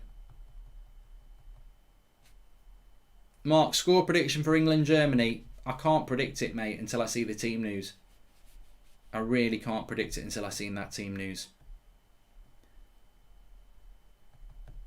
If he goes with a back five, I predict... Oh, they've got it! They've got a goal, Austria, right on the front post. We've got a... Oh, I tell you what. I tell you what. We've got a game on here. We've got a game on. Austria score. Near post.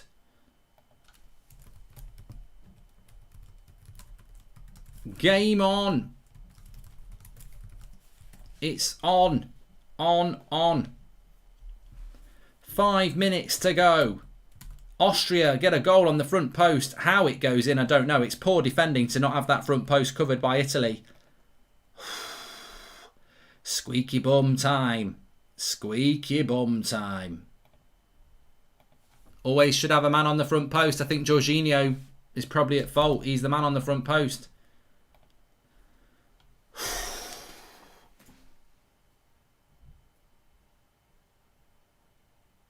Kalajic, I can't pronounce his name, but there's 5 minutes to go here, and Austria have been pushing. Could be getting penalties yet. The excitement builds. Could be getting penalties yet. I sense there's a lot of people in the chat who want to see penalties, and if I wasn't so wanting Italy to win, I would say that Austria deserve penalties. I think it's been a very equal game. Credit to Italy for going 2-0 up, but Austria, on the balance, probably do deserve to get to penalties. So it's going to be very interesting here. Oh, it's bad defending. There's 3 Italians on the front post. Mancini will be furious with that.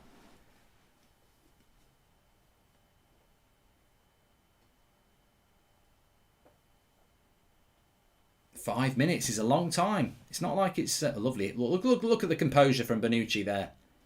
Just heads it with the back of his head under pressure back to Donnarumma. Bob says, you've got this, Austria. You sense there'll be another chance for one team or another. Goldometer says 50-50. Could go either way. Austria have got to go for it. They'll leave the door open at the back.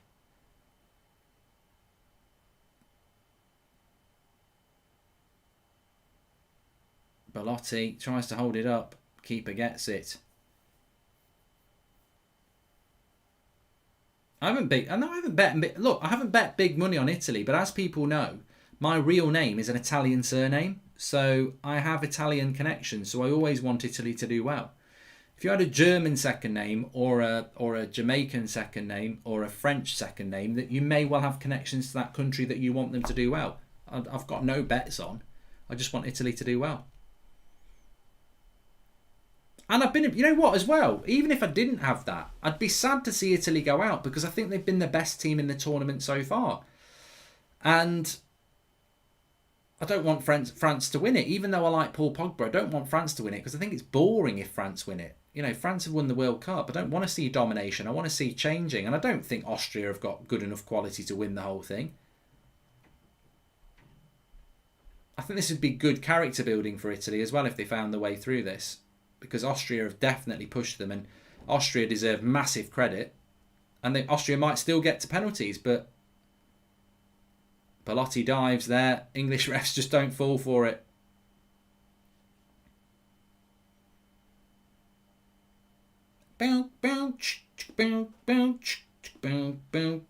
Marie Dude says it would be good to call John and apologise. I'll think about it. Marco de Goldbridgino says, de Goldbridgini, says Thomas.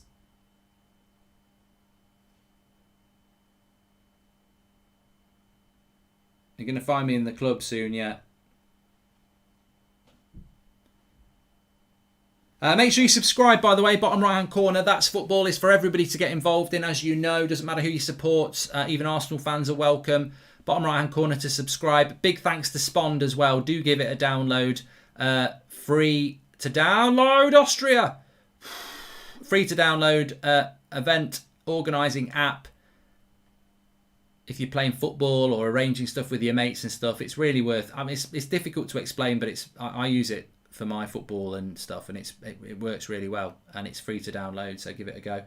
Come on, Austria, beat these diving cheats. I mean, where's the diving cheats coming from? I mean, I know there's been a few fouls and stuff, but They've not benefited from any diving or anything like that. I think, you know, what do you think of Neymar then? Do you just dislike Neymar, who dives more than Tom Daley? I mean, I don't like it, but I haven't seen anything in this game that's made me think, oh, you know, that's out of order.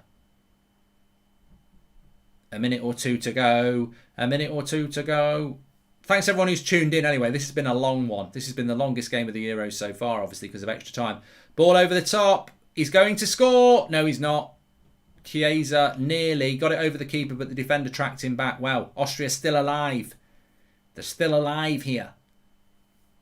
Jim White. Austria still alive at Wembley. Just 60 seconds to go. Italy had a great chance there with Chiesa. Austria trying to find a chance. Good tackle there. Jorginho, he's looking. Here we go. This could be it. Go on your own, Chiesa. Go on your own. Oh. He won't get a penalty for that. It's end to end. Second ball's going to be important here. Alaba. Good header. Locatelli. They're chasing the ball a little bit here, Italy. Just a bit of composure. And there is a foul by Alaba. We're into extra time. How many minutes? Is Chiellini going to be back fit at all? I think he might be back training.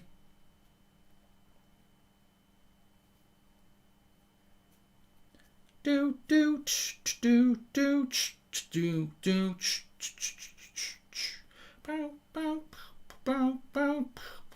You're gonna find me in the club. 1 minute added on. I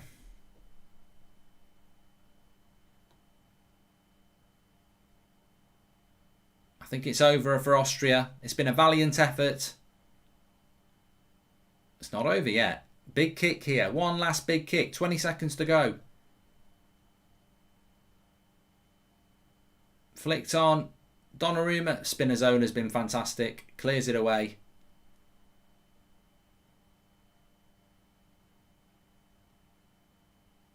Oh, tell you what. No, that's all right. That's all right. And the ref blows the whistle. Mancini celebrates. 2-1 to Italy. 0-0 going into extra time. 2-1. Austria, look, yeah. Very, very, very disappointing for Italy, for Austria. Italy had to work hard, and I personally think it just comes down to the fact that the Italian squad is better than the Austrian squad. When they needed to make changes, Pessina comes on and scores. Chiesa comes on and scores. Belotti changes for Immobile, who just wasn't having a very good game apart from that shot in the first half. They mixed up the midfield. They mixed up the attack. And Austria just didn't have the quality to do that. So out they go, Austria. And Italy go through. And I think it's going to be very interesting to see with Italy now whether they do and can take that on board and learn from that. Knowing Italian football like I do, I think that they will. But they definitely need to learn from that, because they could have been out in the second half. Austria could have beaten them in the second half. They were a foot from going out, really, with an Autovic's chance. But they're not out. They're through. Thanks, everyone, for watching, by the way. Make sure you tune in for tomorrow. Another couple of games to come. Can't wait for that. Portugal, Belgium at 8 o'clock. We'll play the winners of this. What a quarterfinal that's going to be next Friday. But thanks, everyone, for watching. We're going live on the United Stand now. So get over to the United Stand. We're going to be going live, talking about Lingard getting a 3-year contract. Sancho's apparently told teammates he's coming to United. An update on Paul Pogba and lots of other things as well. But that Lingard contract, what's that all about? Get over to the United Stand. We'll have a chat for a little bit there on there as well. Thanks for watching. Speak to you all in a bit. And make sure you download Spond. Links in the video description.